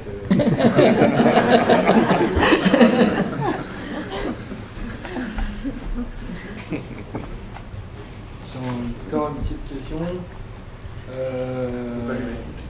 En fait, moi, je suis au stade 2 de la maladie de Verneuil. J'ai mon frère ici présent qui est au stade 3. Et en fait, nous avons déjà eu notre mère qui a eu, ici présente aussi, qui a eu la maladie de Verneuil, mais elle a eu une rémission spontanée, c'est-à-dire qu'à un certain âge, ça s'est arrêté. Donc, est-ce que vous avez une idée par rapport à ça? Est-ce qu'il n'y aurait pas des pistes croisées par là-dedans? Sans doute, c'est ce que je disais tout à l'heure, qu'il y a des facteurs génétiques en plus, donc ils se rajoutent, ou des facteurs environnementaux qui fait que ça peut être dans les deux cas, des patients du coup qui vont avoir des symptômes qui sont diminués et d'autres où au contraire ça va aggraver. C'est sans doute la conjonction en fait de plusieurs facteurs. Quand c'est des cas familiaux, il y a sans doute à la base une anomalie génétique dans un gène donné qui a été transmis. Et il y a sans doute en plus des facteurs chez certains patients qui vont aggraver la maladie ou au contraire la diminuer. Oui, tout à fait, parce qu'en fait, moi en tout cas, en plus de la maladie de Verneuil, j'ai un acné sévère. Et en fait, la maladie de Verneuil et l'acné sévère interagissent entre les deux, en fait. J'ai remarqué ça. C'est un lien un petit peu, quoi. Et du coup, bon, merci de vous avoir répondu, mais c'est ça. Oui. Oui, je crois qu'effectivement, là, c'est assez typique. Dans votre famille, votre maman a une maladie pas très sévère, donc on pense qu'il y a un gène. Et il est probable qu'il y ait un deuxième gène de l'autre côté, qui est différent, qui n'est pas exprimé possiblement chez votre papa, parce qu'il est récessif, et que c'est la conjonction des deux gènes qui fait la maladie plus sévère chez vous. C'est ce qu'on pense. Donc c'est Marie-France Bru qui nous a fait la gentillesse d'intervenir. Merci. Donc je suis en effet Marie-France Bru d'Après. Avant tout, je suis moi-même atteinte de la maladie de Verneuil depuis 27 ans maintenant, avec des évolutions de stade qui sont allées jusqu'au stade le plus sévère et la chance de bénéficier de la rémission grâce à l'équipe de Pasteur. Aujourd'hui, je vais vous parler en tant que présidente et fondatrice de l'Association française pour la recherche sur l'hydrosadénite, donc AFRH, c'est plus facile à dire, c'est plus court, qui est une association qui existe quand même depuis 2000. Tout à l'heure, on a parlé des associations qui essayent de faire connaître et d'interagir en tout cas avec les chercheurs. Aujourd'hui, je suis invitée, vous voyez que ça marche. En tout cas, à Pasteur, nous travaillons ensemble et je crois que c'est important de le souligner. Voilà. Donc, mettez les lunettes.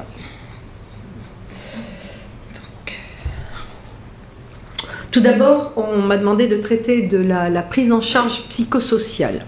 Donc c'est un mot peut-être un petit peu barbare pour certains d'entre vous, mais qui finalement se comprend aisément. C'est tout simplement la relation d'aide qui permet d'améliorer la qualité de vie des personnes atteintes d'une maladie, en l'occurrence pour nous bien sûr, et aujourd'hui ce sera la maladie de Verneuil. Il faut savoir que cette prise en charge sociale, elle est basée essentiellement, comme on en a parlé aujourd'hui régulièrement, sur l'écoute. C'est-à-dire d'abord savoir ce que vous, patients, avez à dire. On doit vous écouter pour ensuite pouvoir vous conseiller. Et c'est cette écoute et ce conseil, à mon sens, qui sont l'élément central de la prise en charge globale de la maladie de Verneuil. Ça permet notamment de prendre en compte tout ce qui est votre ressenti, de vous montrer que vous êtes compris, écouté, et en même temps, on peut vous apporter un certain réconfort sur certaines choses, puisque ça vient en même temps d'autres personnes qui, comme vous, sont atteintes de la maladie de Verneuil et peuvent vous comprendre et vous aider. Cette prise en charge, généralement, elle est multiforme. Et elle s'accompagne généralement en fonction des besoins de chacun. Il est évident que quelquefois une personne qui travaille, une personne qui est une maman, une jeune maman, un écolier ou par exemple quelqu'un qui est licencié, à chacun on peut apporter une aide particulière, ponctuelle et qu'on va essayer d'adapter au mieux pour chacun. Alors, les objectifs de la prise en charge psychosociale, tout d'abord je dirais que cette prise en charge psychosociale, elle concerne à la fois, en tout cas, elle est prise en compte par les médecins, elle est prise en compte par les pharmaciens, lorsqu'on va les voir, les infirmiers, les psychologues, les travailleurs sociaux. En fait, chacun d'entre nous, et les associations bien sûr, chacun d'entre nous travaille en interaction, c'est ce qu'il faudra en tout cas, c'est ce qu'on essaye de faire, et chacun à son niveau. Et à ce niveau-là, on agit sur le soutien psychologique, l'éducation thérapeutique, l'accompagnement et le conseil dont je vous parlais tout à l'heure, et éventuellement le soutien administratif dont je vous parlais éventuellement pour les gens qui sont licenciés ou autres. Donc on va un petit peu revoir ces différents éléments ensemble. L'accompagnement et le soutien. Alors c'est vrai que c'est notamment un moment difficile pour certains malades quand le diagnostic tombe. C'est à la fois un soulagement parce qu'ils mettent un nom sur une maladie, souvent après des années d'errance, et à se poser des questions sur ce qu'ils avaient, où on leur disait, bon, vous avez un bouton, c'est pas grand-chose, hein, voilà, lavez-vous, par exemple. Enfin bon, tout un tas de choses pas toujours très agréables, perdez du poids, vous n'aurez plus rien. Enfin bon, hein, je crois que beaucoup de malades ici savent malheureusement tout ce que l'on peut entendre quand on erre de médecin en médecin. Donc bon, le diagnostic posé, il y a souvent différentes phases. Après on se dit pourquoi moi, hein, pourquoi ça tombe sur moi? Qu'est-ce que j'ai fait après tout, hein? Est-ce que j'ai à un moment donné, est-ce que j'ai mal agi? Est-ce que j'ai fait quelque chose qui fait que je développe cette maladie? Donc il faut avoir un soutien peut-être pour justement passer toutes ces phases d'interrogation, et c'est vrai qu'au sein de l'association on essaye de vous aider. On est aussi au niveau donc, de l'aide à la compréhension, donc, qui est de l'observance thérapeutique. Alors, l'aide à la compréhension et l'observance thérapeutique, aujourd'hui vous avez bénéficié, c'est vrai, je crois d'une explication vraiment assez exhaustive sur tout ce qu'on savait en tout cas aujourd'hui sur cette pathologie. Et nous, on essaye, quand on travaille avec l'équipe de Pasteur et avec l'équipe de Necker, on essaye ensuite, on communique et on essaye de vous retransmettre chaque fois les avancées en vous les traduisant en termes les plus simples possibles, et pour vous permettre d'adhérer. Par exemple, quand un jour, je veux dire, l'équipe Pasteur nous a dit il faut vraiment que les patients arrêtent les anti-inflammatoires, nous a expliqué, c'est vrai que nous, derrière, on vous a seriné, on a écrit partout, et on fait en sorte de soutenir l'équipe médicale qui avance progressivement. C'est le rôle de notre association aussi, c'est de travailler conjointement, de soutenir, et voilà. Et donc, c'est vraiment une symbiose et une synergie qui se met en place entre les équipes soignantes, et je crois que, on le dit jamais assez, c'est vrai que ça marche assez bien, je crois, avec la FRH, Pasteur et Necker. Ensuite, ce sont tous les supports de sensibilisation. Tout à l'heure, une personne disait mettre en place donc des spots publicitaires. C'était Sylviane, je crois. Je ne sais pas si elle est encore là. Donc nous avons à l'Association française pour la recherche sur l'hydrosadénite eu l'occasion d'être reçus à l'Assemblée nationale, d'ailleurs avec Maya qui nous a accompagnés. On a remis une pétition qui avait recueilli plusieurs milliers de signatures, y compris de médecins éminents, pour faire évoluer les choses, et notamment la question, c'était donc par le groupe des maladies orphelines que nous étions reçus, et la question était pourquoi ne pas en faire une cause nationale au même titre que, je veux dire, puisqu'elle touche quand même un certain nombre de personnes. Est-ce qu'on ne pourrait pas bénéficier par exemple d'un petit spot publicitaire, puisqu'il a été question, les politiques disaient à un moment donné que certaines pathologies pourraient peut-être bénéficier. Bref, beaucoup de choses sont dites, beaucoup de choses sont entendues, beaucoup de choses sont proposées et promises, peu sont réalisées, malheureusement.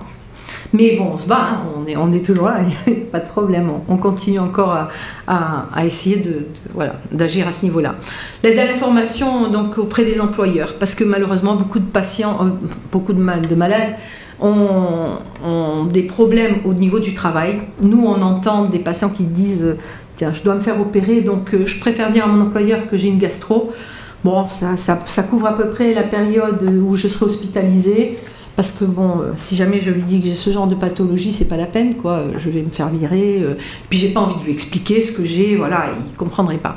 Donc on fait aussi des supports, et puis on essaye donc d'aider les patients, à pouvoir éventuellement parler au RH. Et donc on a toute une communication qui se fait pour les aider, parce que c'est vrai que l'éducation, elle ne se fait pas qu'avec les patients. Il faut que chaque patient a un rôle à jouer aussi, pour justement faire en sorte que la maladie de Verneuil sorte de l'obscurantisme, et puis peut-être justement soit un peu moins connue. Moi je dis, on aura certainement gagné un combat lorsque un malade dira à un ami, à un parent ou à son employeur ou à un collègue moi j'ai la maladie de Verneuil, et puis qu'il lui répondra c'est quoi ça? Entre nous, quel malade ici n'a pas eu l'occasion de dire ça et qui ne s'est pas entendu dire mais c'est quoi cette maladie, tu peux m'expliquer? Et là je dis, c'est la double peine. Parce que ce n'est pas une maladie qui est facile à expliquer, dire qu'on a des lésions au niveau génital, par exemple, qui suppurent, qui coulent, je pense qu'il y a plus glamour quand même. Et c'est vrai que là, c'est vraiment la double peine qui est imposée aux malades, de devoir justement expliquer ce que c'est. Donc le jour où déjà on n'aura pas à expliquer aux autres, aux non-malades, ce qu'est la maladie de Verneuil, on aura déjà gagné un premier petit combat. Là ensuite, bon, on apporte aussi au sein de l'association, notre rôle, c'est peut-être aussi d'aider avec des aides matérielles et financières. On le fait, bon, pas toujours, mais malheureusement, il y a des urgences. Nous, on constate des gens qui sont vraiment dans l'urgence, qui perdent tout leur emploi, qui se retrouvent à la rue, qui n'ont plus de logement parce que du jour au lendemain, à cause de cette maladie, eh ben, ils perdent leur emploi, ils perdent tout et leur conjoint s'en va. Enfin, on vit des vrais drames familiaux, sociaux. Et c'est vrai qu'on essaye autant qu'on peut. C'est là que la solidarité se met en place entre les malades et au sein de l'association pour subvenir pour les gens qui sont vraiment dans le besoin. Alors, notre accompagnement et notre soutien, on le fait soit à titre individuel, mais aussi à titre collectif. Individuel, eh ben, on répond à vos messages, vos mails, si vous nous écrivez via le site internet. On répond aux appels téléphoniques, aux courriers que vous pouvez nous employer. Et bien sûr, il nous arrive chaque fois qu'on le peut ou qu'on n'est pas loin, éventuellement de rendre visite à un patient qui est hospitalisé, peut-être qui se sent seul et qui a besoin peut-être d'un réconfort. On essaye de lui apporter ça. En groupe, eh ben, on a des forums, on a des groupes sur Facebook, on parlait des réseaux sociaux. Nous avons un groupe de plus de 3000 malades sur Facebook qui est un groupe secret. Donc, c'est-à-dire que ceux qui écrivent, les personnes d'abord, ils demandent à rentrer dans le groupe. Il y a des modérateurs donc, de l'association qui acceptent ou n'acceptent pas, enfin on vérifie un petit peu, donc acceptent les gens. Il y a plus de 3000 personnes et c'est vrai que ça permet aux gens d'écrire librement sans que leurs amis y voient et ils parlent à d'autres malades, donc ils échangent beaucoup de choses, mais en même temps je dirais que ça demande beaucoup de modération parce qu'il faut faire très attention. Enfin, ce genre de groupe, ça peut vite partir sur des choses qui ne sont pas toujours très scientifiques. Les gens disent un peu. Donc, enfin, en tout cas, à la FRH, on fait très attention à ça. Et il y a une modération qui est appliquée et qui demande beaucoup de travail et d'instance. Mais enfin, bon, voilà, on a des gens qui sont vraiment gentils et qui le font bénévolement, bien sûr, et c'est vraiment formidable. Le soutien psychologique et l'identification des attentes. Ça, c'est très important parce que c'est vrai que pour pouvoir vous aider, il faut d'abord qu'on connaisse un petit peu quels sont vos problèmes ou vos attentes. Pour ce faire, à l'association, à la FRH, on a fait récemment, une petite enquête auprès donc, de nos adhérents, mais aussi des gens qui étaient donc, sur les réseaux sociaux, Twitter, Facebook ou autres, enfin sur les différentes pages. On a lancé un petit questionnaire. Je vous ai mis ici quelques petits résultats.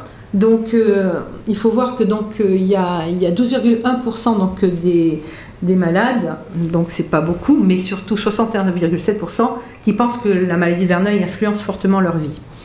Est-ce qu'ils se sentent compris des non-malades? A priori, 60% pensent qu'ils ne sont pas compris des autres malades. Donc un effort à faire probablement encore pour justement expliquer ce qu'est la maladie de Verneuil à ceux qui n'en sont pas atteints. Estimez-vous être bien informé? Alors ça reprend peut-être la question, monsieur, que vous disiez, on a encore trop d'errance et on ne sait pas toujours.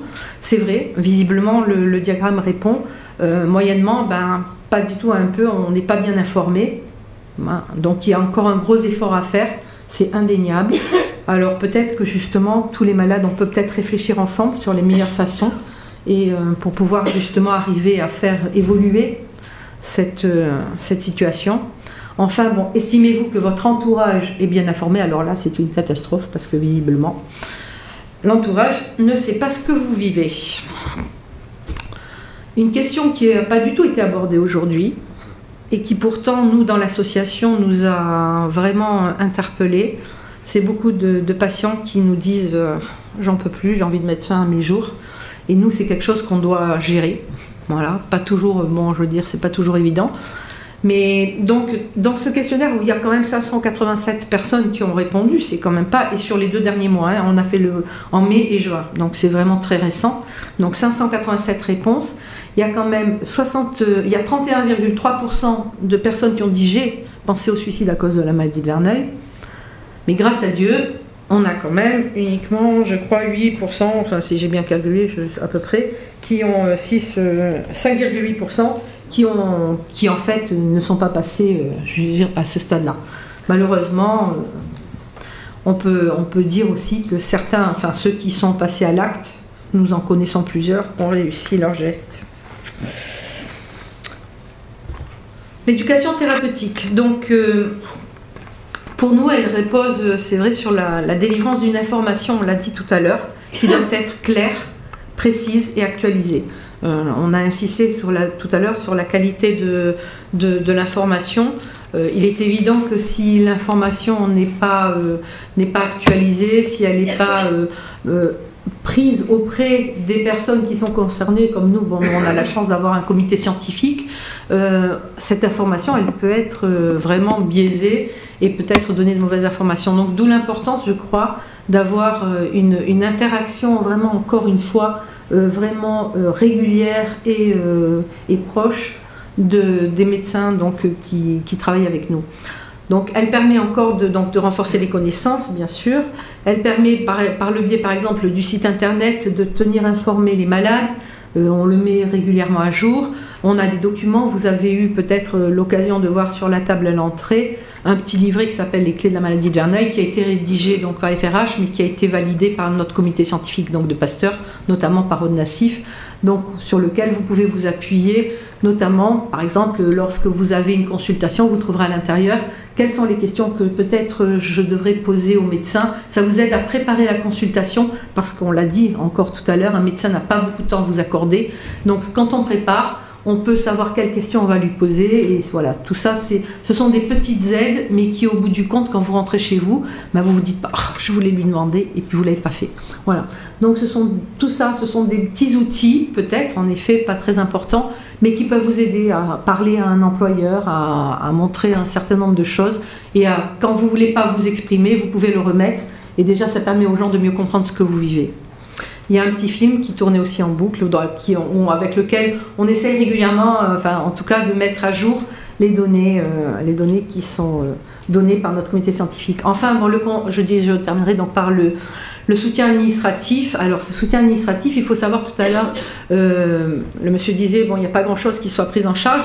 À la FRH, nous avons travaillé 2 ans et demi pour vous permettre d'obtenir, on a obtenu de la Caisse nationale de sécurité sociale une lettre réseau qu'on a mise en place sur notre site et que vous pouvez télécharger gratuitement et que vos médecins peuvent joindre à votre demande de prise en charge à 100%, c'est ce qu'on appelle l'ALD, les affections longue durée, peuvent bénéficier, et c'est le cas pour la maladie de Verneuil, hors liste, c'est-à-dire qu'elles ne font pas partie en effet des maladies qui sont listées, mais elles peuvent bénéficier d'une prise en charge à 100%. Or c'est vrai, et je pense que Olivier le savent, quand on a des traitements qui sont quand même assez lourds ou autres, pouvoir bénéficier de cette prise en charge, c'est quand même important pour les malades, parce que les coûts vont vraiment être très rapidement très importants. Donc c'est important. Maintenant, on va peut-être, nous, les luttes contre les discriminations que vous voyez peut-être en dernière ligne, c'est aussi pourquoi est-ce que tout le monde ne bénéficie pas de la prise en charge à 100%, alors que la Caisse nationale dit que tous les malades peuvent en bénéficier, tout simplement parce qu'on vit en France et que chez nous, eh bien, chaque sécurité sociale décide elle-même si elle accorde ou non. Donc il y a des régions qui n'ont aucun problème pour obtenir, les malades n'ont aucun problème pour obtenir le 100%, alors que dans d'autres, c'est systématiquement le refus.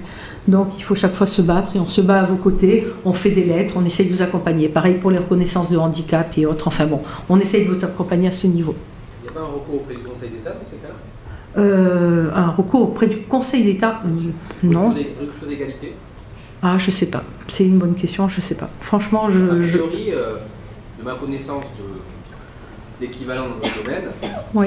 Un refus d'une caisse avec cette avancée de la lettre oui. réseau, oui. puis des accords quelque part, d'un point de vue républicain, rupture d'égalité, au Conseil d'État, en moins d'1 an et demi, 2 ans, il doit y avoir. En tout cas, j'en ai parlé, j'ai soulevé le problème, on a soulevé le problème, Maya était avec moi, je veux dire, au groupe, ils m'ont pas dit qu'on pouvait faire un recours. Mais je retiens, par contre. Non, mais c'est toujours intéressant. On peut se renseigner auprès d'autres. On peut se renseigner, voilà. En tout cas, voilà. Donc, ce sont les genres de choses où, voilà, une association peut être utile pour vous accompagner. Si vous voulez faire une demande, voilà, auprès de votre employeur, vous êtes licencié ou, enfin bon, il ne comprend pas bien. Nous, on est là. Moi, je fais un courrier régulièrement. Enfin, très très souvent, je fais des courriers pour accompagner des expertises. Enfin bon, voilà, on est là à vos côtés. C'est ce qu'on essaye de faire. En tout cas, on a créé aussi la journée mondiale des maladies de Verneuil. La maladie de Verneuil, c'était donc le 6 juin dernier.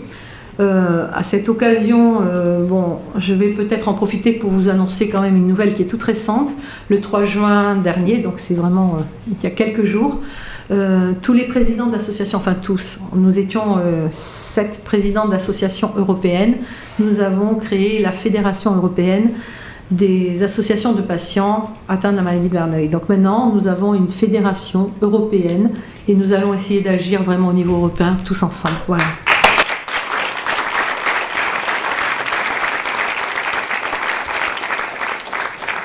En dernier point, c'est mon tout dernier point, c'est donc la prise en charge collective. Donc en fait, l'objectif d'une association, c'est de vous permettre de ne plus rester isolé dans votre coin, à souffrir tout seul, à vous poser des questions. On est tous ensemble, on essaye de faire face ensemble, de faire évoluer les choses ensemble. Et je crois que comme pour toute chose, de l'union naît la force. Et en tout cas, nous, on se bat pour vous, mais on a besoin de vous. C'est-à-dire que tout seul, on ne peut pas faire bouger vraiment tout. Et on a vraiment, vraiment besoin que vous sentir dessous et vraiment à nos côtés. Je remercie d'ailleurs, bon, c'est vrai, tous les volontaires sains qui ont participé à cette étude. Vous imaginez pas le bien que vous faites aux malades, c'est énorme. Hein.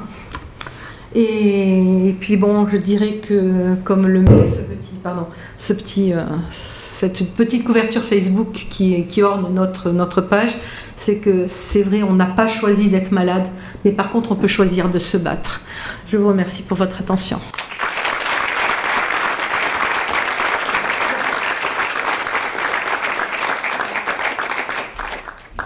Je profite de ce que Marie-France est là pour la remercier depuis des années pour tout ce qu'elle fait auprès des patients. Et c'est vrai que quand j'ai commencé à m'intéresser à la maladie de Verneuil, tous les patients étaient sous anti-inflammatoires et c'était quand même néfaste. Et je le disais tout à l'heure, depuis 2 ans pratiquement, aucun patient n'est sous anti-inflammatoire. Il s'est dit non, l'association m'a déjà dit il y a 1 an, il y a 2 ans. Rien que ça, c'est énorme. Et c'est un petit détail sur tout ce qu'elle fait. Vous avez vu que c'est énorme ce que fait l'association.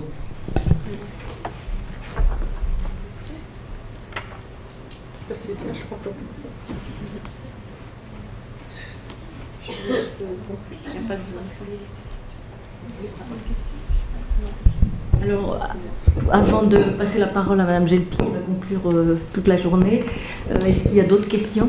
Moi j'ai des questions sur... les membres de votre association, ce sont essentiellement des malades, des parents de malades, c'est ouvert à tout le monde? Alors, c'est une association qui est ouverte à tout le monde. Depuis, elle a donc, il y a 16 ans donc, que j'ai créé cette association. Nous avons, je dirais, à ce jour aidé, on a un fichier d'environ plus de 7500 malades qu'on a aidés. Mais on a 250 adhérents, dont un certain nombre sont des malades, beaucoup sont de la famille qui soutiennent les malades. On a quelques donateurs, voilà, des gens qui donnent. Et puis voilà, et puis c'est non, les gens, on n'a pas trop une culture en France de soutenir les associations, on attend qu'elles donnent beaucoup de choses. Mais c'est vrai que c'est un souci, là je l'évoque parce que vous me le demandez, mais indéniablement quand je vais voir un laboratoire pharmaceutique ou que j'essaye d'obtenir quelque chose, c'est la première question qu'on me pose, combien d'adhérents? Voilà. Donc ça montre qu'on n'est pas très soudés et qu'on ne veut pas agir ensemble, quoi.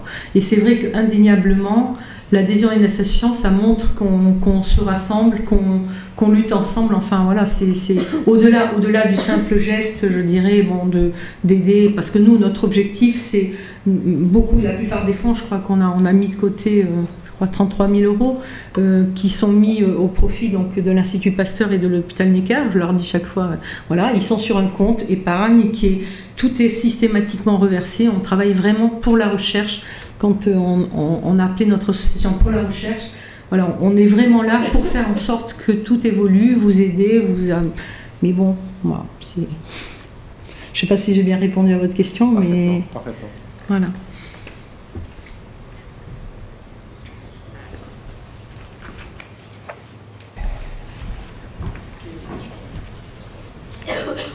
Bonjour, alors je m'appelle Émilie, j'ai 34 ans et je suis malade de la maladie de Verneuil depuis 2009 et je suis adhérente à l'association Et je voulais remercier Marie-France pour son soutien à travers Facebook. Et aussi, il y a quelques années, on s'était eu par téléphone et on avait beaucoup dialogué. Ma vie sentimentale n'était pas au meilleur. Et aujourd'hui, je peux avoir une vie de femme malgré ma maladie. Et merci beaucoup. C'est grâce à toi.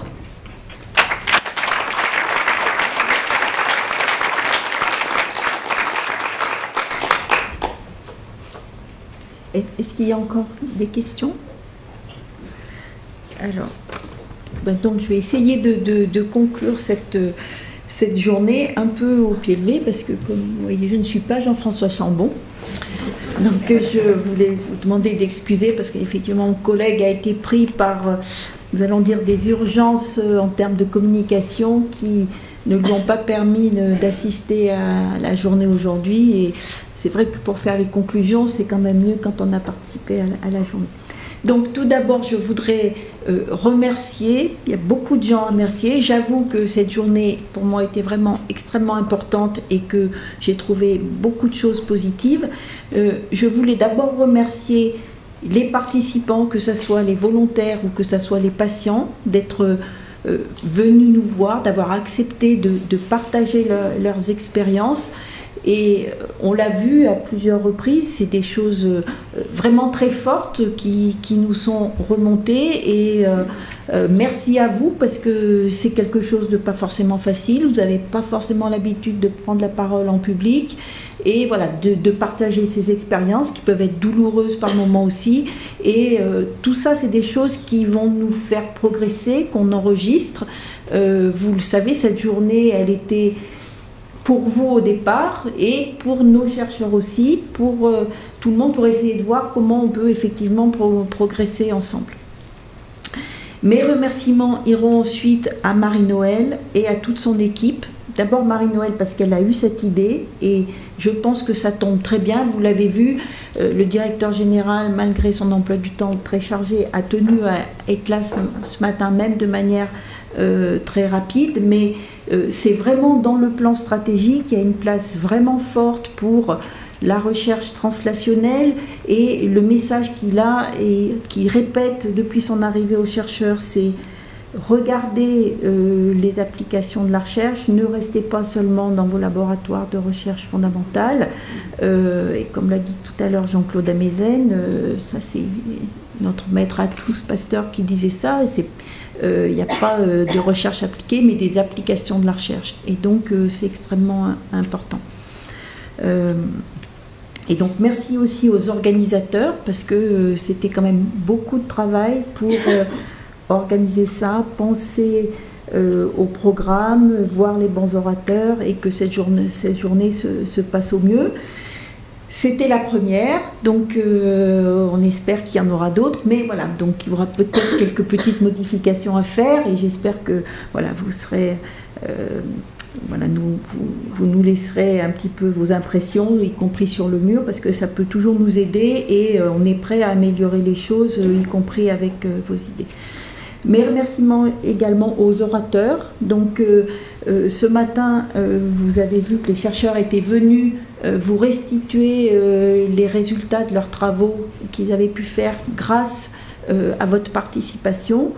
Je pense que, n'étant pas moi-même chercheur, ils ont fait un vrai effort de présentation pour qu'on puisse bien comprendre quels étaient leurs besoins, ce qu'ils avaient voulu faire et à quoi ils étaient arrivés. Et j'étais vraiment impressionnée, parce que je pense que là, on a atteint notre objectif, et je pense que c'était très important pour eux aussi de voir que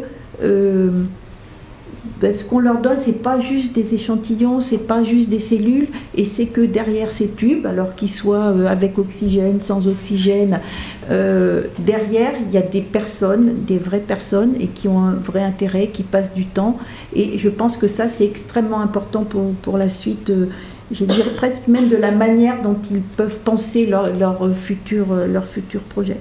Et donc voilà, cet effort pédagogique qu'ils ont fait montre aussi la reconnaissance qu'ils ont envers vous, et je pense que c'est important à le souligner.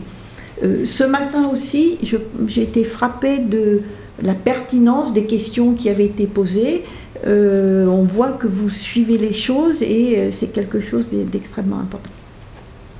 Je reviens un instant sur les remerciements. Je voudrais également remercier 2 de nos partenaires qui nous ont aidés à organiser, qui nous ont aidés financièrement à organiser cette journée. Donc il y a la société Module Bio, qui est une société qui est spécialisée dans les logiciels et qui nous aide, qui aide l'équipe de Marie-Noël à gérer au quotidien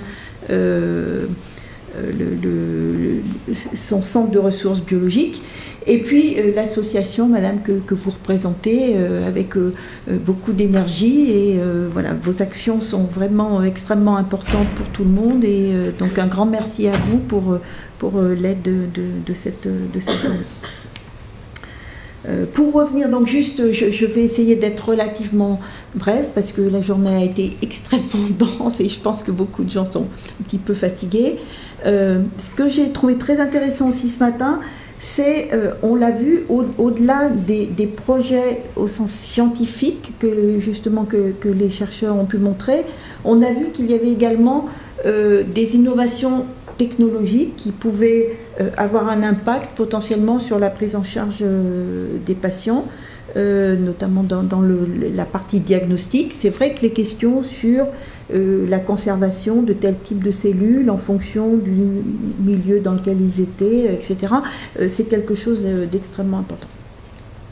Donc tout ça, c'est quelque chose pour moi de très positif et ça montre que voilà, cette recherche translationnelle, finalement, elle a un vrai intérêt à s'ouvrir et qu'on arrive à faire vraiment, qu'il y a une vraie dynamique autour de ça. Sur la session de cet après-midi, donc qui tournait sur la recherche pour qui et avec qui, j'ai retenu quelques idées qui me semblaient un peu majeures et qu'on devrait avoir en tête pour la suite quand on va avoir un petit peu digéré tout ça et qui sera important de garder à l'esprit pour la suite. Bien sûr, c'est redit, et ça on le fait, c'est le respect de la personne, mais surtout l'intérêt et la nécessité de cette approche multidisciplinaire qui a été vraiment bien défendue pendant le débat qui a eu lieu, et cette idée que j'ai trouvée très, très intéressante de croiser les regards. Je pense que c'est effectivement une vraie valeur de multiplier les expériences et les expertises et qu'avec l'aide de tout le monde, j'emploie souvent cette expression, il y a une valeur ajoutée, c'est-à-dire qu'est-ce qu'on fait, en l'occurrence, qu'est-ce qu'on va faire de plus, parce qu'on va se mettre ensemble pour travailler, et chacun avec son expertise, son expérience, et comment est-ce qu'on va pouvoir aller plus loin. Je retiendrai un mot-clé qui pour moi est majeur également, c'est le verbe écouter.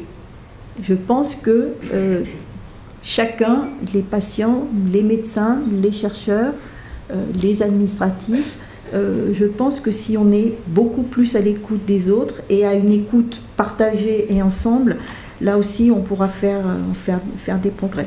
Le questionnaire pour lequel on a eu une restitution, pour moi c'est une forme d'écoute. On vous a posé des questions, maintenant à nous à voir qu'est-ce qu'on fait de ces résultats et comment est-ce qu'on peut revenir vers vous, et on va essayer de travailler là-dessus. Et c'est vrai qu'on a des vrais challenges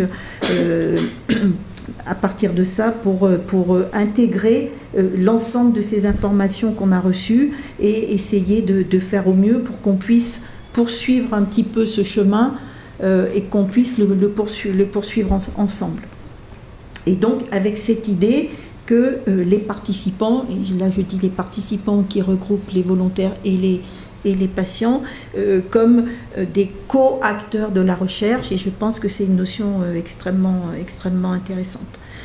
On le voit bien, il y a un vrai intérêt dans le partage des connaissances, chacun apprend de l'autre, chacun fait l'effort, voilà, et les chercheurs, on l'a vu ce matin, peuvent faire des efforts et partager des choses avec vous, et je pense que ça aussi c'est des notions qu'il faut garder. On a parlé dans le débat des associations de patients qui jouent le rôle, et vous avez rappelé, madame, effectivement le rôle extrêmement important qu'elles pouvaient avoir au quotidien. Et ça aussi, on l'a, même si on le sait, mais en tant que responsable de projet de recherche, c'est quelque chose qu'on doit intégrer. On doit réfléchir à notre organisation à partir de ça, et puis voir comment on peut intégrer cette approche, cette écoute et ce partage avec des volontaires et avec des patients. On a progressé, on a encore beaucoup à construire, je pense qu'on a encore beaucoup à construire ensemble. On est sur le chemin, on avance, peut-être modestement, à petits pas, mais je pense que le plus difficile, comme c'est souvent le cas, c'était justement peut-être de se mettre en marche, de démarrer cette idée qu'on pouvait partager des choses. Et pour moi, cette première journée, elle est extrêmement importante parce qu'elle prouve ça. On a commencé, on a l'idée, on essaye d'avancer, on va pouvoir améliorer les choses. Il y a plein de domaines dans lesquels on peut s'améliorer. Mais voilà, on a commencé, on s'est mis en mouvement, et peut-être que là, c'était l'effort le plus difficile à faire.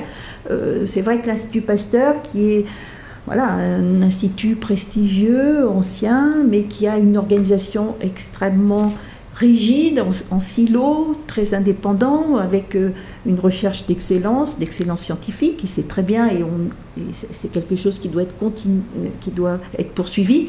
Néanmoins, cette organisation transversale, cette ouverture sur la société, c'est quelque chose qui manquait peut-être un petit peu. Et finalement, on montre par l'organisation de cette journée qu'on peut aller dans cette voie-là aussi.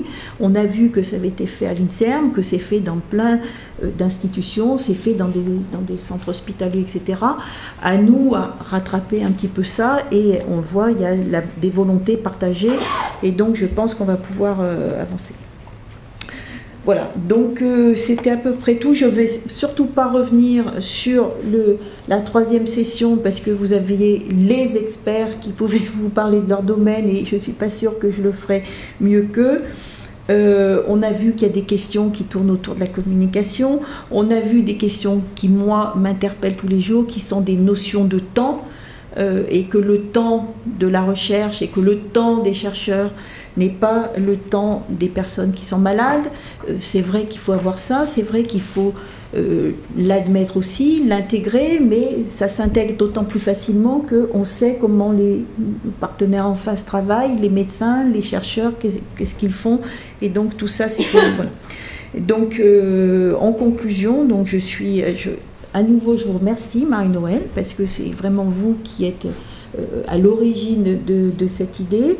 Et voilà, j'espère que, au-delà de la satisfaction qu'on peut ressentir, nous, cette journée vous a apporté quelque chose, que vous avez appris des choses, que ça a répondu au moins à certaines des interrogations que vous aviez, que ça va vous encourager à poursuivre vos participations dans nos projets, voilà, en étant très transparent, et voilà, avec l'idée que y a plein de choses intéressantes à faire. On a toujours besoin de vous, et on aura toujours besoin de vous, et encore plus par la suite. Et donc voilà, on espère, on peut peut-être presque se donner rendez-vous pour une prochaine journée, on ne sait pas, on va regarder. En tout cas, moi, c'est mon souhait le plus cher. Et puis, voilà, donc je vous remercie tous, et puis je vous souhaite un bon retour. Merci beaucoup à tous.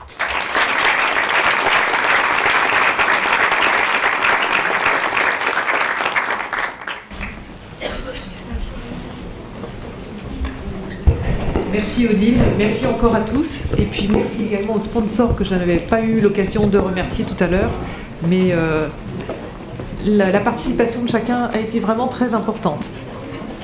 À bientôt.